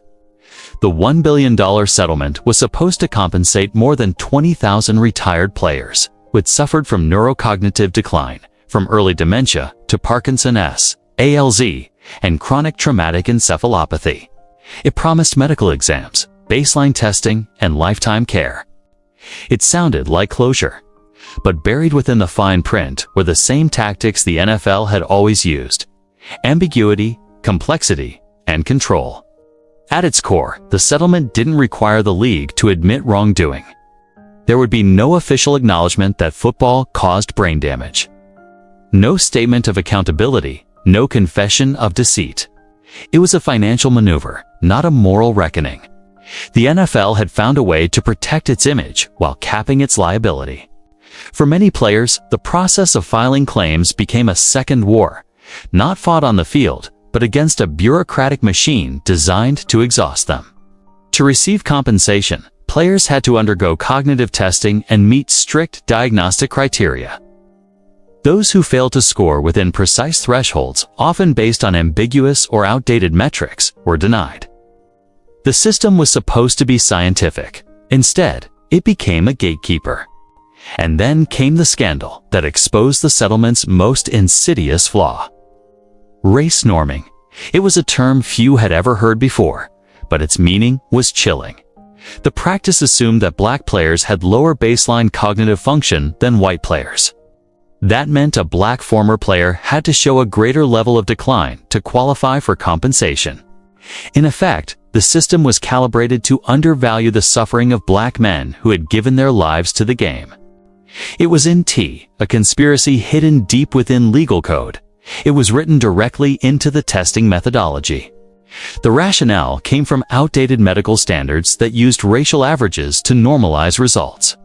But in the context of the concussion settlement, it became a form of institutional discrimination, one that mirrored the racial inequities that had always existed within the league itself. Former running back Najee Davenport was one of the first to speak out. He had applied for compensation after years of cognitive decline and depression. His claim was denied. When his attorneys reviewed the data, they discovered the racial adjustment had been applied to his test scores. They used the color of my skin to say my brain was worth less, Davenport said. That's not justice. That's the same old game. Alongside him stood Kevin Henry, a former defensive lineman for the Steelers. He joined Davenport in filing a lawsuit to challenge the race norming practice. Together, they forced the issue into public view. The NFL initially denied that race norming was discriminatory, calling it a standard medical procedure. But under mounting pressure from players, families, and eventually Congress, the league reversed course in 2021, agreeing to end the practice and review thousands of previously denied claims. By then, the damage was done. Years had passed. Players had died waiting. Wives had become full-time caregivers. Some families never saw a dollar. The league settlement, touted as a billion-dollar act of justice, had functioned like a wall dividing the lucky few who received compensation from the vast majority who were excluded by technicalities, deadlines, or biased metrics. The numbers told a grim story. Of the billions pledged, a fraction actually reached players in need. The rest was tied up in legal fees, administrative costs, or contested claims. For every headline that praised the NFL's commitment to player welfare, there were hundreds of quiet tragedies. Men sitting in dark rooms, afraid of their own memories, waiting for a check that never came. The scoring system itself became a maze of contradictions. Some players were told they weren't impaired enough. Others were told they were too impaired to qualify because they couldn't complete certain tests. Independent doctors hired by the settlement administrators often disagreed with team physicians. In the end, decisions weren't determined by compassion or common sense. They were determined by paperwork. To the outside world, the billion-dollar figure was meant to dazzle. But for the men who built the NFL, the math was insulting. Spread across 20,000 potential claimants, the total amounted to roughly $50,000 per player, far less after legal fees and medical costs. And the most severely affected, those with ALS or advanced dementia, were often too ill to manage their own claims or even understand the process. The NFL had once again succeeded in turning a public relations nightmare into a controlled narrative. League representatives appeared at charity events, partnered with advocacy groups, and funded research into player safety. But to the players who had fought for justice, these gestures rang hollow. The same organization that had dismissed CTE as unproven was now marketing itself as a leader in brain health. It was an irony so sharp it bordered on cruelty. The deeper issue wasn't just the settlement's flaws. It was what the settlement symbolized. It was a form of closure without consequence. It allowed the NFL to draw a line under the concussion era without truly changing the structures that enabled it. The culture of silence persisted. Players were still praised for playing through pain. The media still celebrated collisions as spectacle. The business model, violent entertainment wrapped in patriotism and nostalgia, remained untouched. Even the league's new concussion protocols, rolled out with great fanfare, were often undermined by competitive pressure. Coaches subtly discouraged players from self-reporting. Medical staff faced conflicts of interest between safety and team success. The same cycle of denial that had led to the lawsuits continued, only dressed in the language of reform. By the time the race-norming scandal forced a partial reckoning, the concussion settlement had already become a case study in corporate damage control. It was designed to contain liability, not to heal wounds. To manage perception, not to deliver truth. The NFL had once claimed ignorance about the link between football and brain damage. Now it claimed benevolence, a shift in tone, not in substance. And yet, for all its failures, the settlement did achieve one unintentional victory. It kept the conversation alive. Each denied claim, each delayed payout, each exposed injustice became another reminder that the fight wasn't over. Players and families formed advocacy groups. Researchers gained funding. The public became more aware of what was at stake every Sunday. The truth, once buried under stadium lights and billion-dollar contracts, had become impossible to unsee. The settlement that was meant to close the book instead opened a new chapter, one defined not by denial, but by defiance. It showed the world how $1 billion could buy silence, but not redemption. And it proved that, even when the NFL seemed untouchable, the players who once served it could still hold it accountable, if only by telling their stories. There's a moment when pain stops being a warning sign and starts becoming a product. In football, that transformation happened quietly, not on the field, but in boardrooms and labs, in marketing offices and insurance firms. By the time the public began to understand the concussion crisis, a parallel industry had already formed around it. A marketplace of pain, profit, and prevention that turned trauma into opportunity. It began with data. Every impact, every documented concussion, every injury assessment, all of it became valuable. Teams began collecting detailed biometric data from players, helmet sensors, sideline tests, post-game scans. At first, it was marketed as safety, the promise of using technology to protect athletes. But soon, that data was being monetized. Helmet companies, analytics startups, and medical equipment suppliers competed to sell their player safety platforms to the NFL and college programs. What was once a crisis of conscience had evolved into a billion-dollar research economy. The helmets themselves became status symbols. Once little more than leather shells, they now resembled laboratory instruments, wired, layered, branded. Companies like Riddle, Schutt, and Zenith entered a technological arms race, each claiming superior concussion protection through shock matrix engineering, energy dispersion materials, or rotational impact control. The language was scientific, but the motive was commercial. Each new patent, each new anti-concussion design became another way to profit from fear. By 2010, Riddle was selling helmets for upwards of $400 apiece, more than double the price of standard models. Marketing campaigns featured slow-motion footage of collisions, accompanied by slogans like revolutionary protection. The irony was brutal. The very image of impact that once symbolized danger was now being used to sell safety. And for every promise made, there was little independent proof that these helmets actually prevented concussions. The science, as researchers repeatedly said, was clear. No helmet could stop the brain from moving inside the skull. But nuance didn't sell. Certainty did.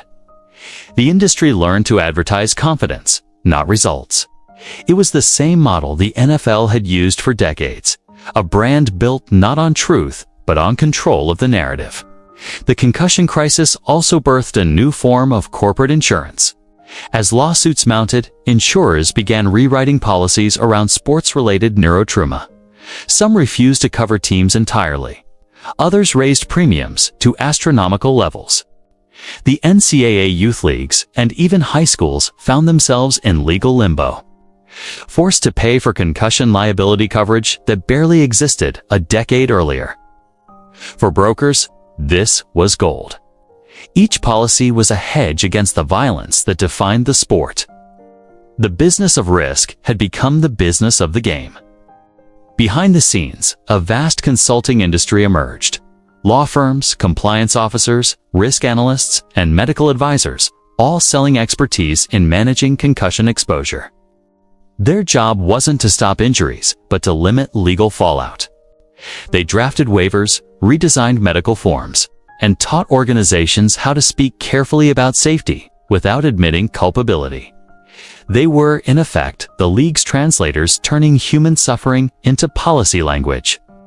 Even universities, once the moral centers of amateur athletics, joined the marketplace. Colleges partnered with helmet manufacturers and concussion research labs, trading access to student-athlete data for corporate sponsorships. It was presented as collaboration, but beneath it lay a quiet exploitation. The bodies and brains of unpaid players were fueling a private sector of medical innovation. The system had found a way to monetize the very damage it claimed to solve. The NFL itself played both sides. Publicly, it funded the Head Health Initiative, a $60 million research partnership with the U.S. Army and GE to develop better diagnostic tools for brain injury. But internally, the league maintained tight control over which studies were supported and how results were framed. Independent researchers who questioned the program's integrity described it as scientific PR. The NFL wasn't investing in truth, it was investing in optics. Meanwhile, equipment companies began lobbying Congress for research grants and tax incentives. In 2014, the federal government allocated millions in funding for innovative helmet technologies, many of which went to the same firms that supplied the NFL. In theory, this was progress, government and private industry working together to solve a crisis. But in practice, it blurred the line between public health and corporate gain. The question was no longer how to stop concussions, but how to own the solutions.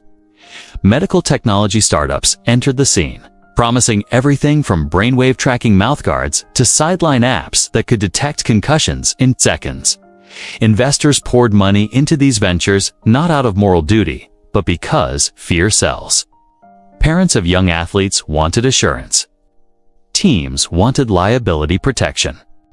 The concussion economy was expanding downward into youth leagues, high schools, even Pop Warner football. By 2016, concussion-related products and services in the U.S. were generating more than $2 billion annually. For an injury once considered invisible, it had become a visible business. Clinics opened under names like NeuroShield and BrainSafe. Former players became spokesmen for recovery programs. Pharmaceutical companies explored drugs to reduce post-impact inflammation, branding them as treatments for sports-related cognitive fatigue. Pain had become an asset class. What made this new industry so effective? Wasn't T just its scale? It was its moral camouflage. Everything was wrapped in the language of care. Every helmet design, every insurance product, every training module was marketed as part of a player-first revolution. But beneath the rhetoric lay the same economic principle that had guided football for a century. The game must continue, and those who profit must stay insulated from the cost. In many ways, the concussion economy mirrored the opioid crisis. It's the same pattern of commodifying suffering, identifying a pain, promising a solution, selling relief, unfolded on a national scale. Only this time, the pain wasn't being medicated away. It was being rebranded, researched, and repackaged for sale. The most disturbing part was how easily the narrative of innovation replaced the narrative of accountability. The conversation shifted from what did the NFL know and when, to how do we make football safer. It was a clever redirection, one that kept the league positioned as part of the solution rather than the cause. In public statements, executives framed the concussion crisis as a challenge to overcome, not a betrayal to atone for. Dr. Anne McKee, one of the foremost KEAT researchers, once said, "We can't fix what we refuse to measure." Yet, measurement had become the very tool of manipulation. The data collected to protect players was being used to protect institutions. Numbers were filtered, studies were selectively cited, and risk was presented as manageable. It was, once again, the illusion of progress, the business of pain, disguised as prevention. Even as the public grew more aware of the dangers, the NFL's profits soared. Television ratings rebounded. Merchandising remained untouchable. Advertisers flocked to the Super Bowl. The concussion crisis had weakened football. It had reshaped it into a self-sustaining economy where every hit, every injury, every lawsuit could be monetized, studied, or spun into a story of redemption. This was the cruel genius of the system. It could turn its own scandals into revenue streams. The more awareness campaigns it launched, the more trust it rebuilt. The more it funded research, the more control it gained over the findings. And the more players suffered, the more industries sprang up to protect them. Pain wasn't a problem anymore. It was a product, renewable, marketable, and endlessly scalable. By the end of the decade, the concussion economy had become a permanent fixture, an invisible infrastructure built on the bodies of those who once believed the game loved them back. The science advanced, the products evolved, and the branding became sleeker. But the human toll remained unchanged. The game still demanded sacrifice. The league still demanded silence. And the business of pain, like the sport itself, never stopped growing. Before a player ever steps into an NFL locker room, before the bright lights and endorsements, before the sound of 70,000 people echoing through the air, the mindset has already been built. It starts in middle school weight rooms and Friday night fields. It starts with the first hit that earns a cheer. In America, football isn't just a sport. It's a cultural apprenticeship in risk. The brutality of the professional game doesn't appear out of nowhere. It's inherited, passed down through drills, slogans, and rituals that train boys to view pain as proof of worth. Coaches tell them to hit harder, finish the play, and show no weakness. Parents beam from the sidelines, proud of their sons for standing tall after a collision. By the time these young men reach college, their identities are fused with the expectation that they will endure, no matter the cost. In the early 2000s, as the NFL's concussion crisis began entering public awareness, youth football saw an opposite trend. Participation dipped slightly, but soon stabilized, especially in states like Texas, Alabama, and Ohio regions, where football was closer to religion than recreation. High schools doubled down on intensity, introducing off-season strength programs and 7-on-7 leagues that mimicked the pro game. College recruiters attended junior varsity matches. The pressure to perform, to survive each hit and return to the next, began long before any paycheck. This generation grew up watching the NFL's golden era of violence, the hits that filled ESPN highlight reels, the bone-crunching soundtracks of NFL films, the glorification of warrior culture. To them, playing hurt wasn't reckless. It was righteous. The concussion era wasn't a deterrent. It was a challenge. By 2010, medical researchers had begun warning that youth and college athletes were especially vulnerable to long-term brain damage.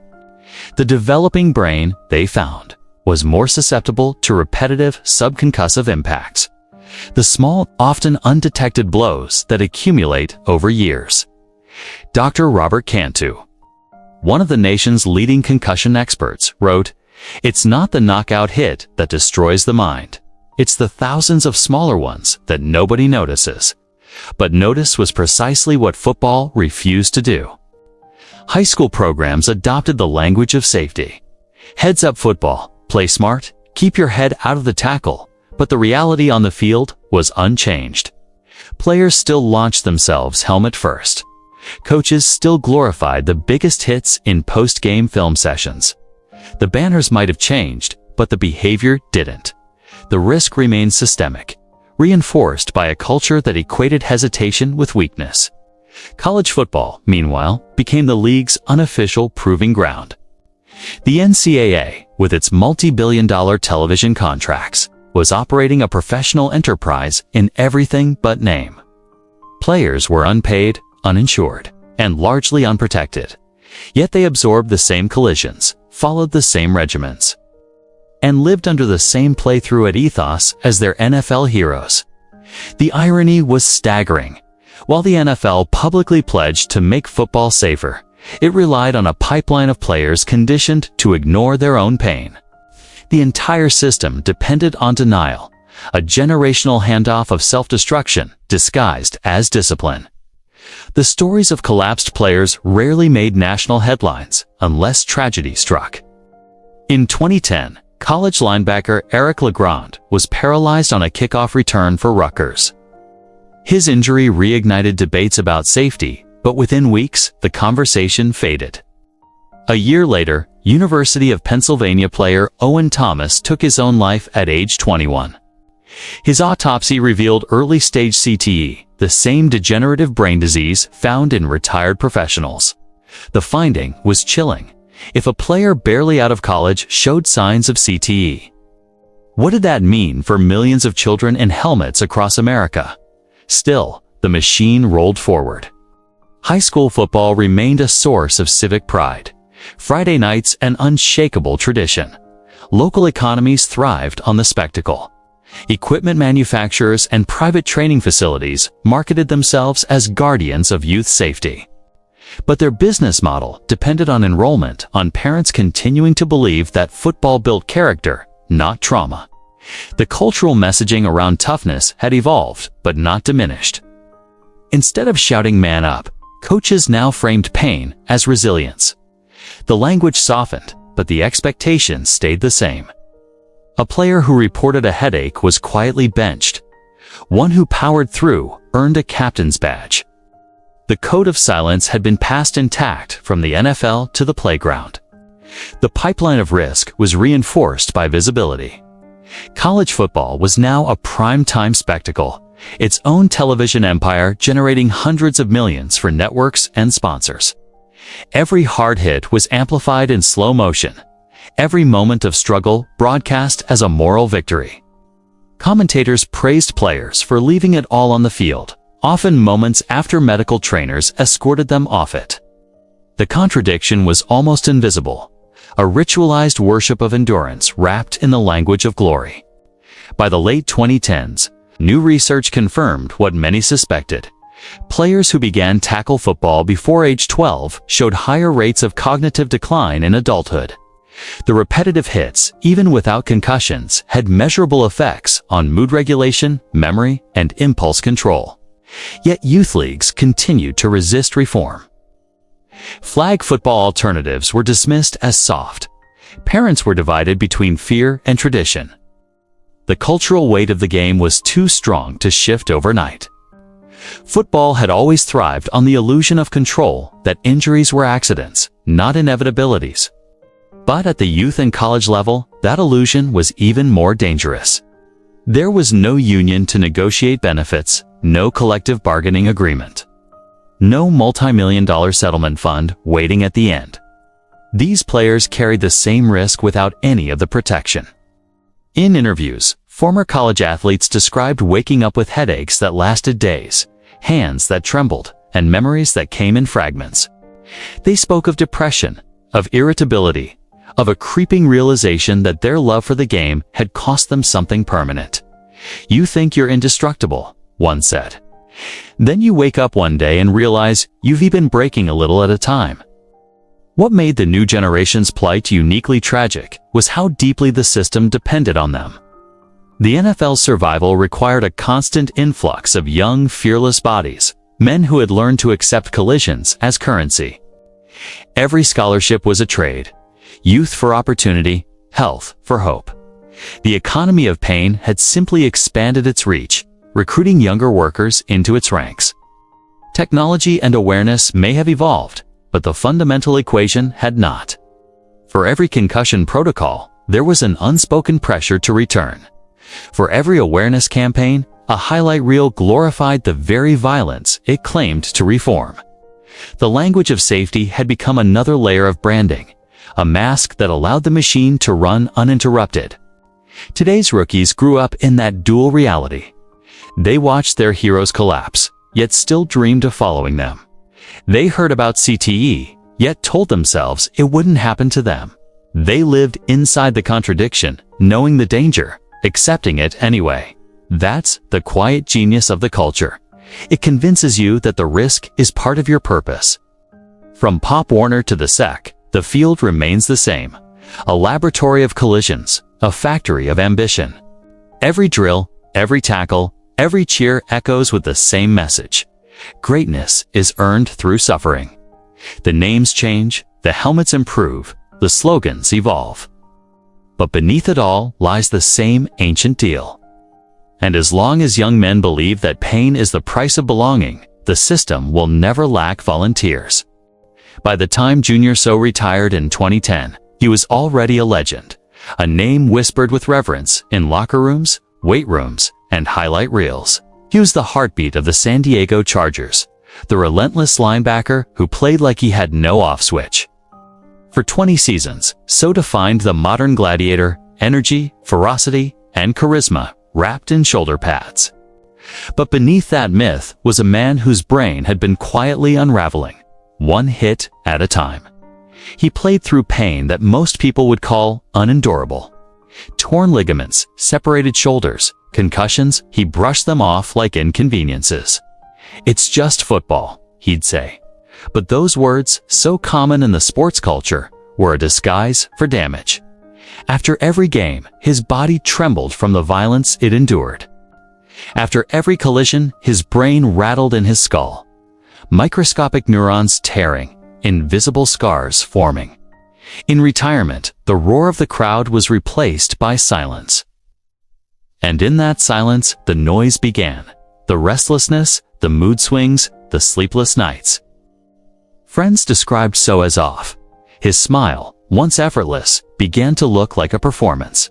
He tried to outrun what was happening to him. He started a foundation, stayed involved with his kids, even bought a restaurant. But nothing could fill the void that football had left behind. The structure, the adrenaline, the meaning, all gone. He was, like so many before him, addicted to the rhythm of pain and reward. That's what the sport had conditioned into him from the start. Pain equals purpose. It wasn't just physical, it was existential. Without the next hit, the next Sunday, the next fight, who was Junior Seau? In 2012, he drove his white SUV to his home in Oceanside, California. He sat in his room overlooking the Pacific Ocean, the same ocean he desurfed for peace during his playing days, and shot himself in the chest. He was 43 years old. The decision wasn't random. Shooting himself in the chest mirrored a haunting pattern. 2 years earlier, former Chicago Bears safety Dave Duerson had done the same thing, leaving a note that read, "Please see that my brain is given to the NFL's brain bank." Duerson had wanted scientists to study what the sport had done to him. Seau's death echoed that plea, not just for himself, but for everyone who played through the same agony in silence. When neuropathologists examined Seau's brain, the results were devastatingly familiar. Chronic traumatic encephalopathy, CTE, the same disease found in Mike Webster, Terry Long, Andre Waters, Dave Duerson, and dozens more. His frontal lobes were riddled with tau protein deposits, evidence of the long-term damage caused by repeated head trauma. Dr. Ann McKee of Boston University's CTE Center described the findings in precise clinical terms: degeneration of the frontal cortex, atrophy of the hippocampus, loss of impulse control, depression, and memory impairment. But behind those words was a truth too large for medical vocabulary that Seau, the indestructible warrior, had been slowly dismantled by the very game that made him immortal. His family, especially his children, demanded answers. They filed a wrongful death lawsuit against the NFL, accusing the league of hiding the dangers of repeated head injuries. They said Seau trusted the game to protect him, and that trust was betrayed. The case was later folded into the broader concussion settlement, another name in a growing list of casualties buried beneath legal language and corporate compromise. Seau's death marked a turning point in public awareness. He wasn't a forgotten lineman or a fringe player. He was a face of the league, a 12-time Pro Bowler, a man whose smile had sold tickets and jerseys. When he died, fans could no longer look away. The illusion of safety, that the violence was controlled, that the players were protected, shattered with him. In the years that followed, documentaries, congressional hearings, and media investigations brought Seau's name back again and again. His story became a rallying cry, not just for reform, but for recognition, for truth. Former teammates admitted they were afraid. "If it could happen to Junior," one said, "it could happen to any of us." Behind the public tributes were private reckonings. Players began rethinking their own symptoms. The headaches, the memory lapses, the irritability. Many had ignored them for years. Now, they wondered if they were carrying the same disease that took their friend. The fear was no longer abstract. It had a face. Seau's brain became a case study, a scientific proof that the condition wasn't a fluke or a coincidence. It was systemic. It was predictable. Every violent collision, the thing fans cheered for, carried a biological price. And that price was cumulative, permanent, and often fatal. Even as the league increased its public safety measures, new helmet rules, concussion protocols, educational videos, the deeper truth remained buried. The very nature of football, its DNA, was built on impact. You couldn't legislate away the violence without changing the game itself.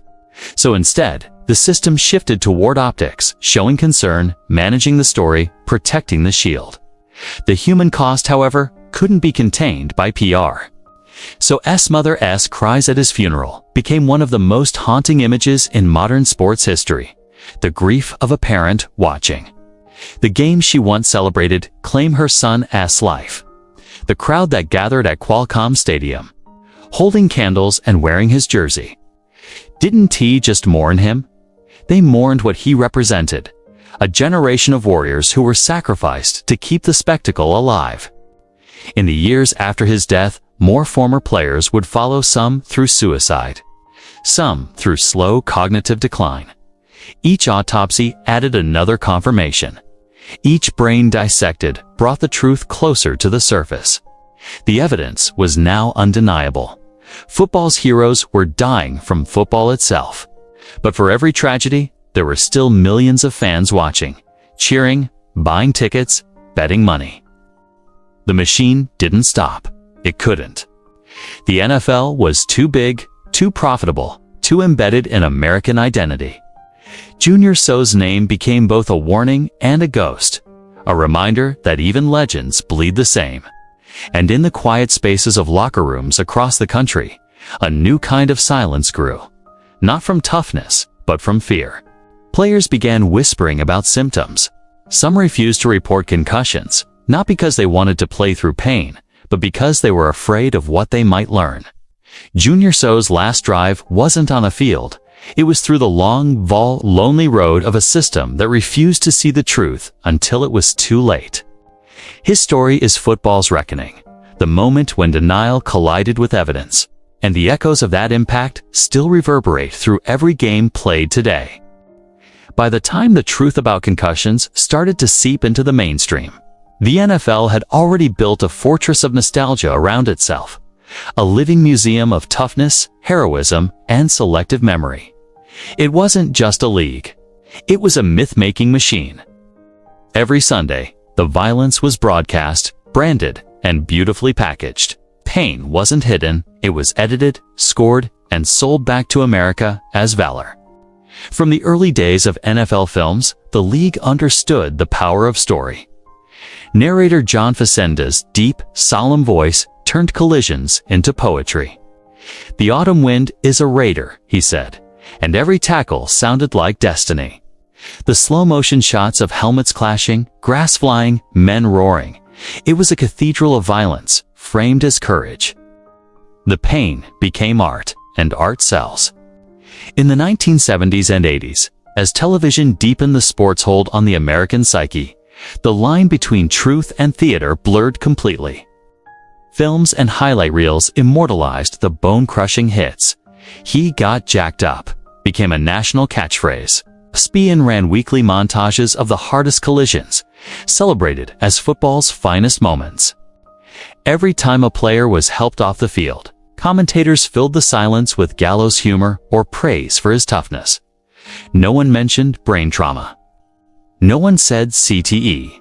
The league's marketing division took that same aesthetic, the blood, the sweat, the endurance, and turned it into merchandise. Posters, jerseys, video games. Kids grew up reenacting hits they saw on television, mimicking the heroes who never flinched. In households across America, football was more than a game. It was a ritual of identity of fathers and sons, communities and pride.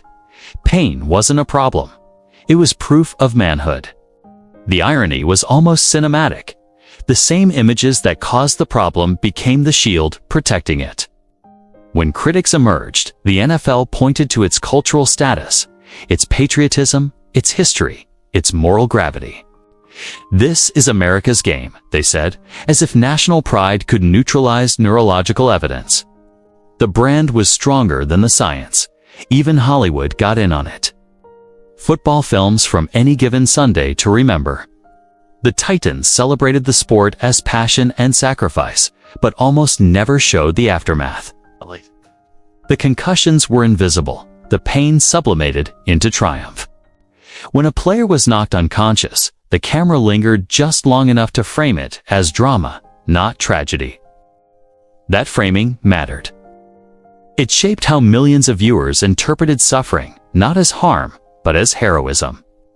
The NFL itself doubled down on the illusion. It created campaigns around phrases like "protect the shield" and "football is family." It aired commercials showing retired players smiling at barbecues, tossing footballs with their kids, their bodies seemingly untouched by time. Behind the scenes, many of those same men were struggling to remember their children's names. By the 2000s, as concussion studies became impossible to ignore, the league began to rewrite its own story. The marketing tone shifted from glorification to redemption. Films like League of Denial and Concussion forced a reckoning. But the NFL's PR machine adapted. They didn't deny the problem anymore. They rebranded it. "We're leading the way in player safety." Ads began to say, the helmets changed, the slogans changed, but the product, the collisions, remained the same. That's the genius of the concussion economy. The league learned not to fight the controversy, but to monetize it.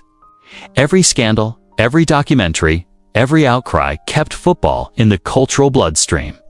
Awareness became another form of engagement. Even outrage fueled the brand. Merchandising followed suit. Retro jerseys of players like Mike Webster and Junior Seau, men who had died from the sport, sold as tributes. Films and documentaries used their stories to sell streaming subscriptions. NFL films produced glossy memorials that walked the tightrope between grief and glory. The message was subtle but powerful. Yes, they suffered, but look what they gave us. Pain became legacy. The media, for its part, became both accomplice and mirror.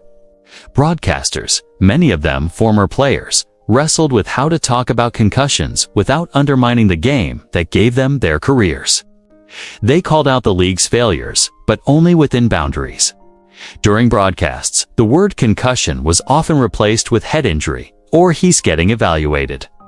The tone stayed upbeat. Sponsors depended on it.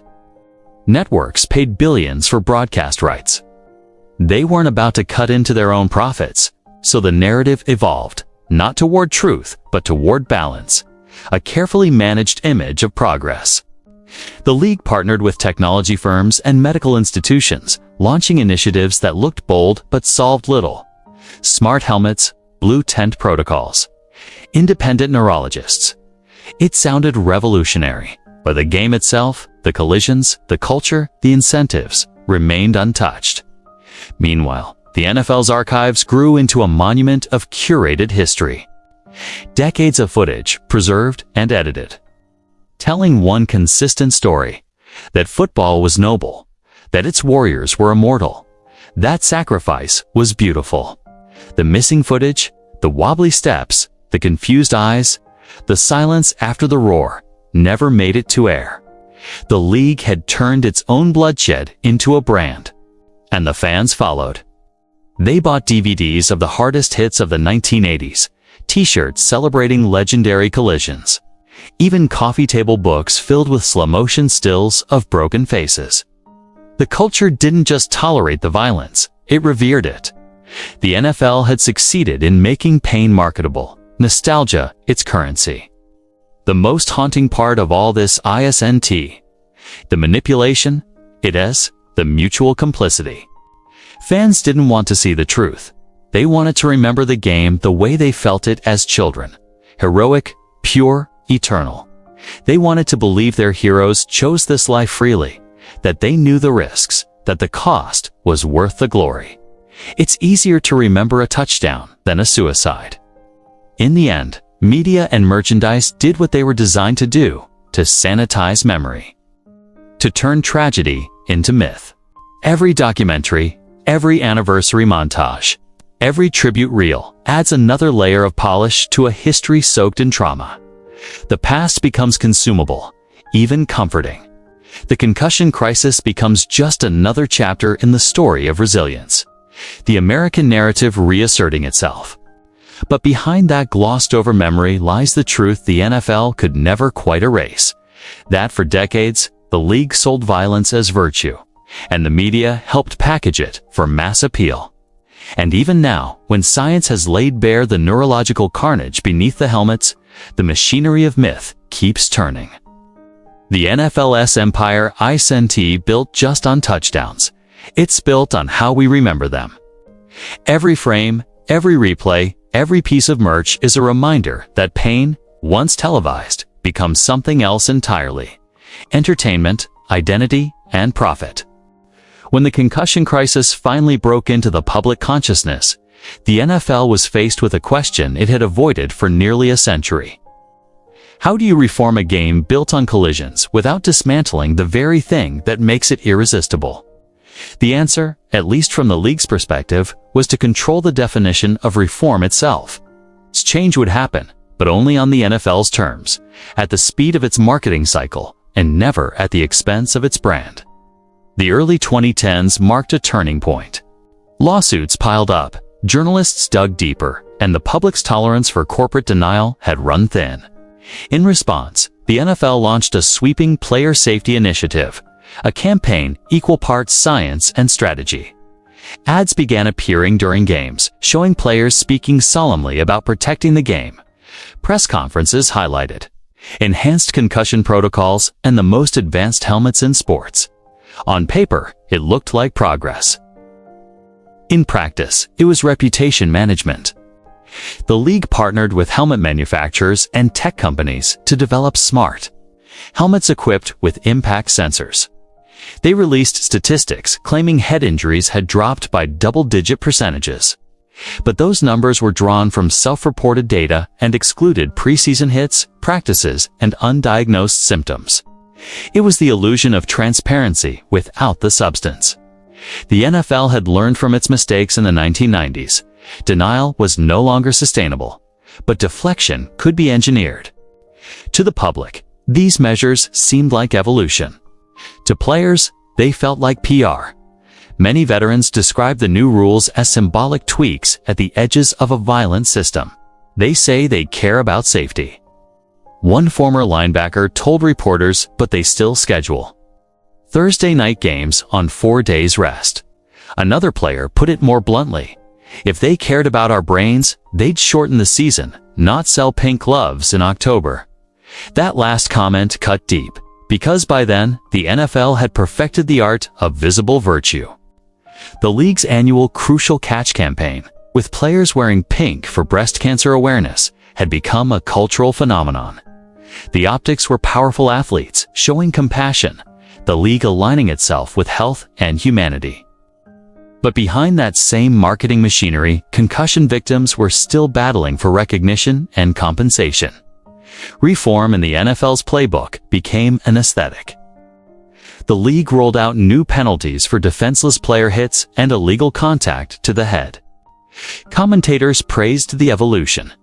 Football is safer than ever, they said.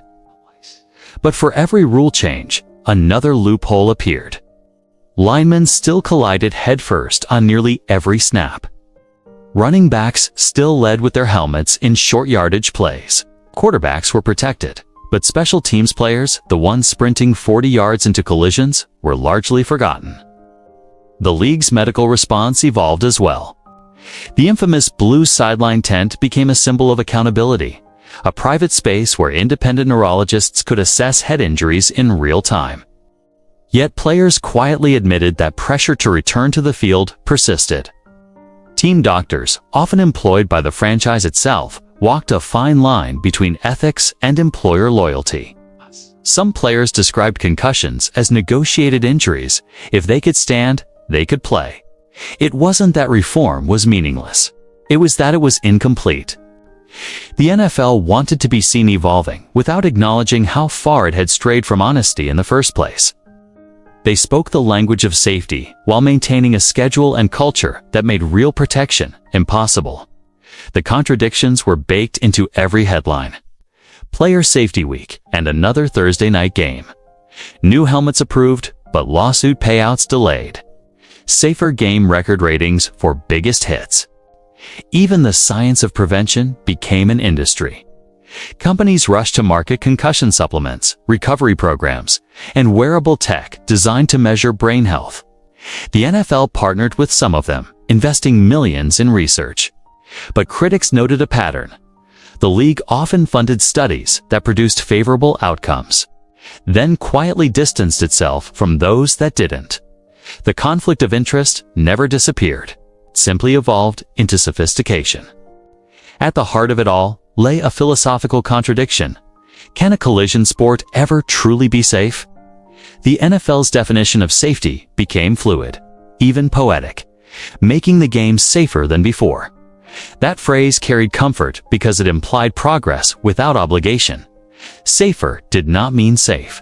It meant survivable, marketable. Meanwhile, the players who built the league's legacy continued to die young, their autopsies revealing brains ravaged by tau protein buildup. The connection between CTE and repeated head trauma was no longer in question. It was established science.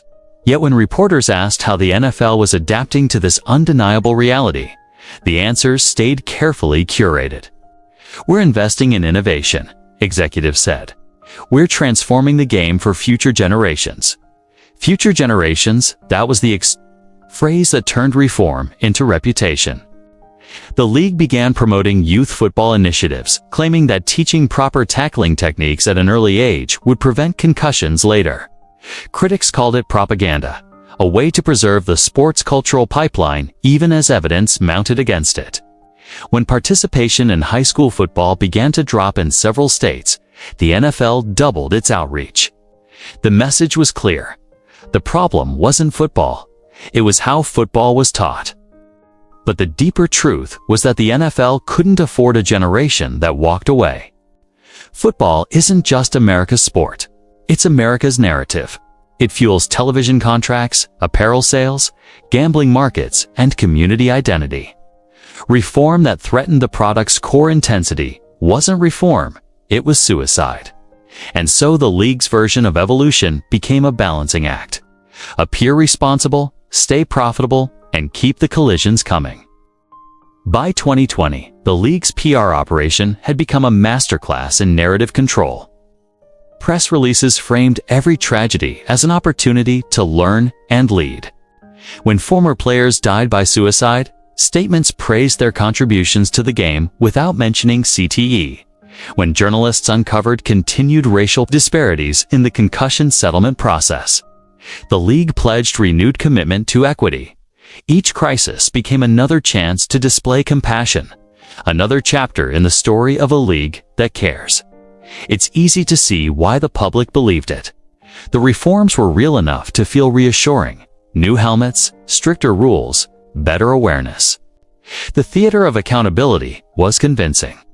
But the structure beneath it, the economic system that rewards violence, remained untouched. The concussion crisis didn't end. It was rebranded, and that rebranding worked. Ratings stabilized. Advertisers stayed loyal. Parents hesitated but ultimately let their kids play. The NFL had survived the biggest threat in its history, not by changing its soul, but by changing its story. Reform had become reputation, and reputation had become profit. Today, when the league speaks about player safety, it does so with the same language it once used to sell toughness, inspirational, patriotic, and emotionally charged. Commercials show players hugging their children, talking about protecting the next generation. The message is clear. The NFL isn't the villain. It's the hero that learned from its mistakes. But when I look closer at the data, at the families, at the autopsies, I can't help but see something else. Reform in this world is a brand strategy. Safety is a slogan, and every improvement comes with a price tag attached. The helmets are smarter, yes, but the business model is unchanged. The game still runs on collision, on risk, on the quiet transaction between glory and grief. The NFL has learned how to survive every scandal. It doesn't need to erase the past anymore. It just needs to narrate it better than anyone else. Every Sunday in America, the ritual begins again. Millions gather around televisions, in living rooms, bars, and stadiums, a collective heartbeat pulsing in anticipation of kickoff. The anthem plays, helmets glint under the lights, and the roar of the crowd drowns out the quiet truth that everyone knows but no one wants to face. This is a game built on pain, and yet we love it. That contradiction sits at the center of the NFL's power. The violence that destroys the bodies of its players is the same violence that fuels the nation's obsession. We call it toughness, grit, sacrifice. We tell ourselves it's controlled, regulated, refereed, measured. But beneath the rulebook lies something raw and ancient. The same instinct that drew crowds to Roman arenas. The same fascination with seeing how much a man can endure before he breaks. The fans know this, even if they don't admit it. When a player collapses on the field, there's a collective gasp, then silence. The commentators lower their voices. Time seems to stop. And yet, minutes later, if that player manages to walk off under his own power, the crowd erupts again, cheering not just for his recovery, but for the illusion of invincibility. It's an emotional loop, shock, relief, applause, that repeats endlessly, game after game, season after season. That cycle is what keeps the machine alive. The league depends on it. So do the sponsors, the broadcasters, the fantasy leagues, the advertisers, and the billions in betting revenue. Everyone has a stake in the illusion. The helmets get shinier, the graphics more advanced, the messages of safety louder, but the collisions remain the same. The violence isn't a flaw, it's the product. And in a way, the players are complicit too, not out of ignorance, but out of love. Football is one of the few places where pain is transformed into meaning, where discipline, endurance, and sacrifice create identity. You don't play football. Former linebacker Bart Scott once said, "You live it." For many players, the sport was their way out, from poverty, from obscurity, from small towns and forgotten neighborhoods. The risk wasn't a secret. It was the price of belonging. That's the paradox of the culture that never heals. The players know the risks. The fans know the consequences. The league knows the data. And yet, everyone continues. Because to stop, to truly confront what this game does to the human brain, would mean facing what we built around it, a billion-dollar ecosystem that thrives on denial.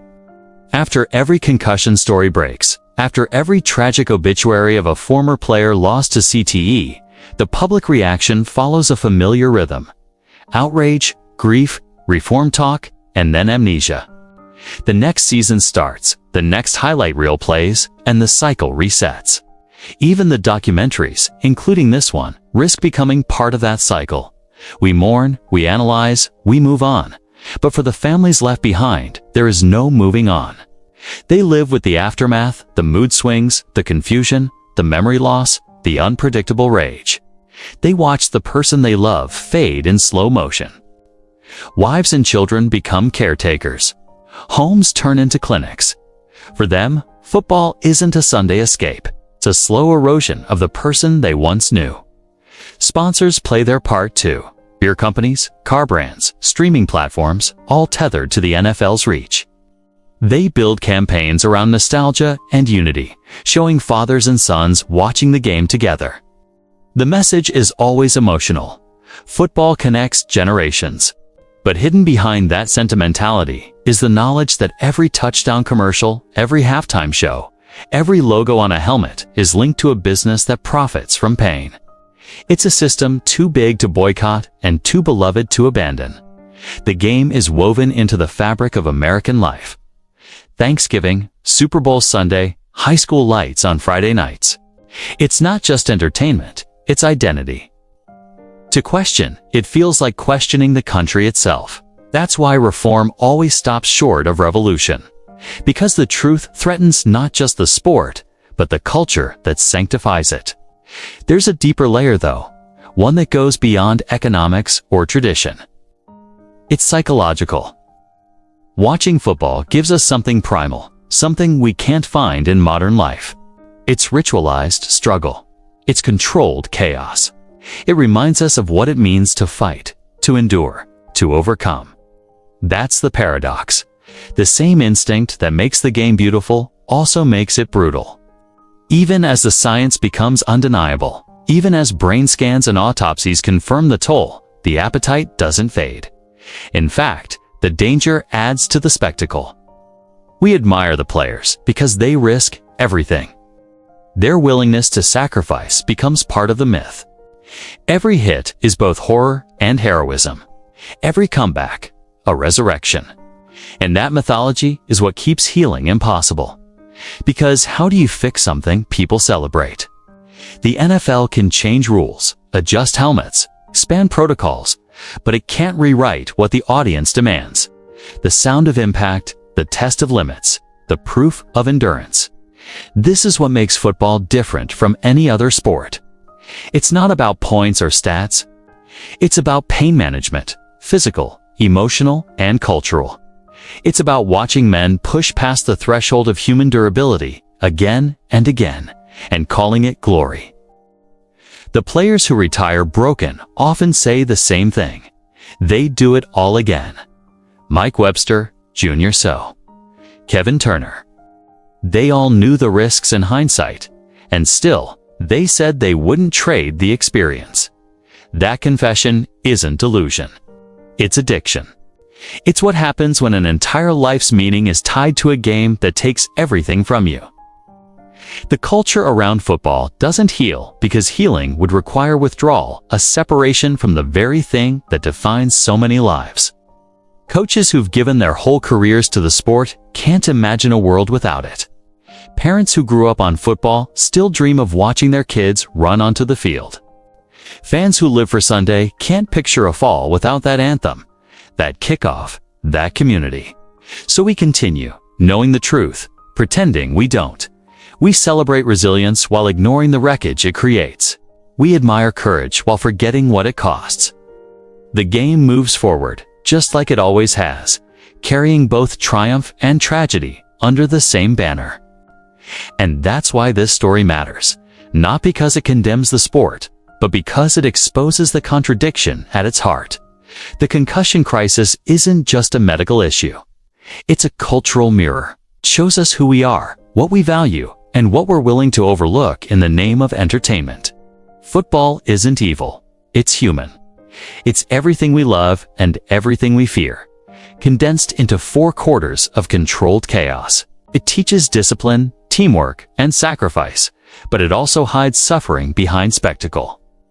And as long as that spectacle pays, As long as it inspires, as long as it connects millions, the wounds will never truly close.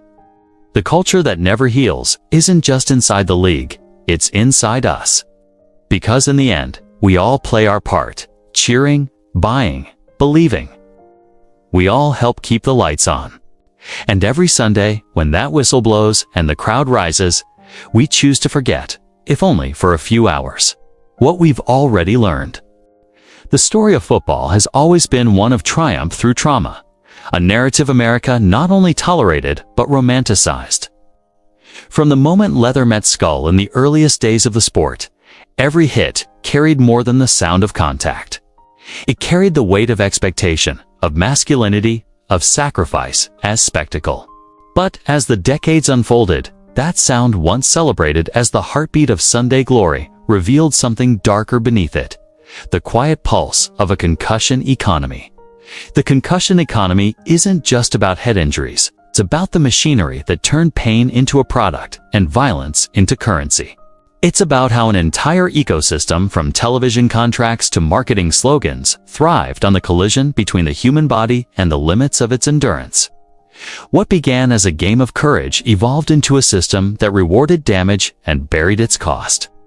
The players who gave their minds for the game became expendable assets, the bruises beneath the brand.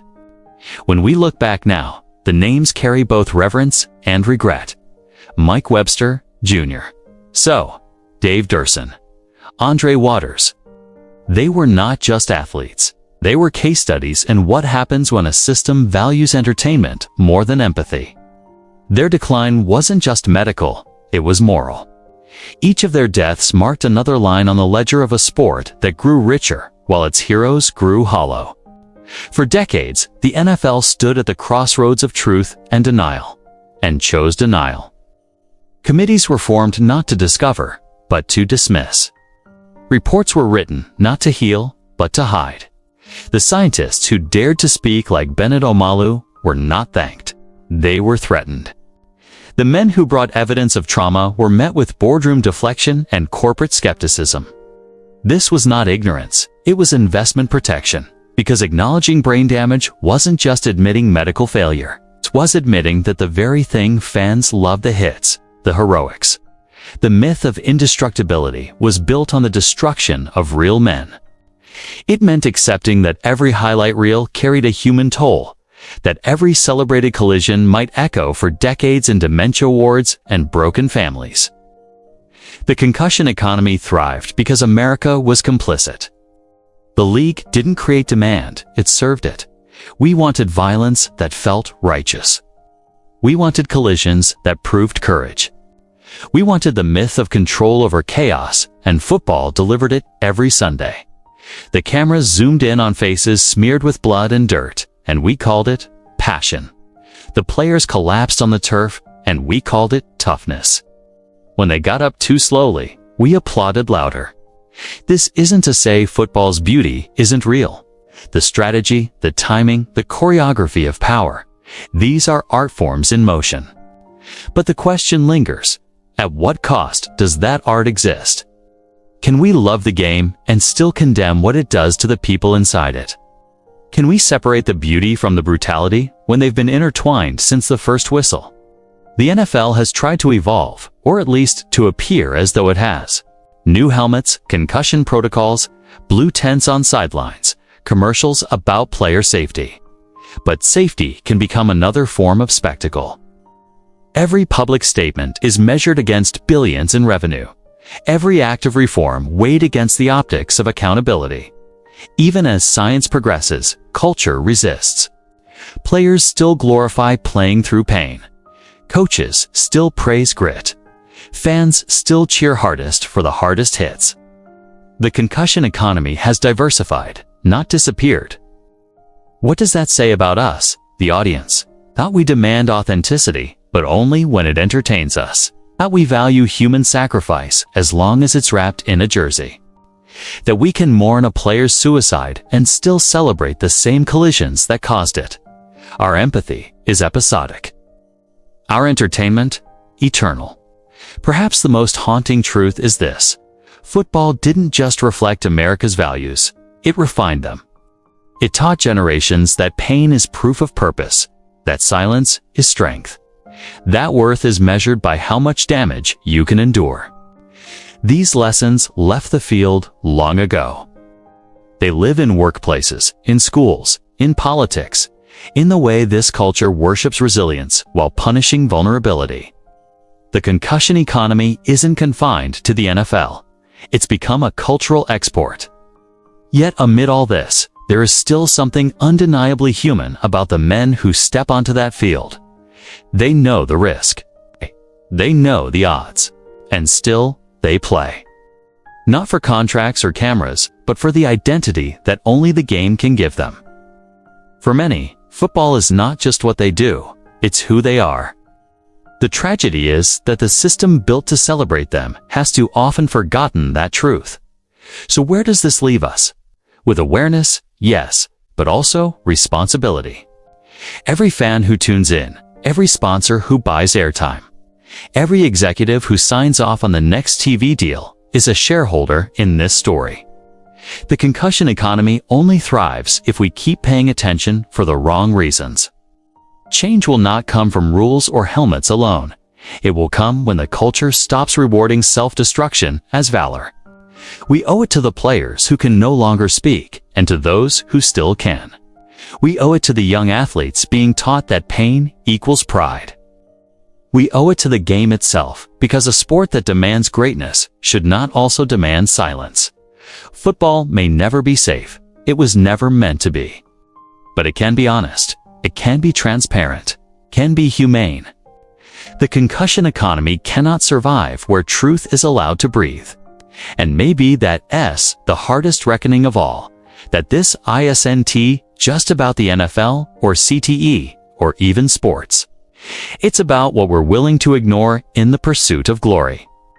It's about what we as a nation decide is an acceptable cost for entertainment. Because in the end, this story isn't about broken helmets or billion-dollar settlements. It's about a mirror, one that reflects not only the players who fell, but the audience that watched. And when we look into it now, through the fog of fame and the silence of fallen men, we see more than football. We see ourselves.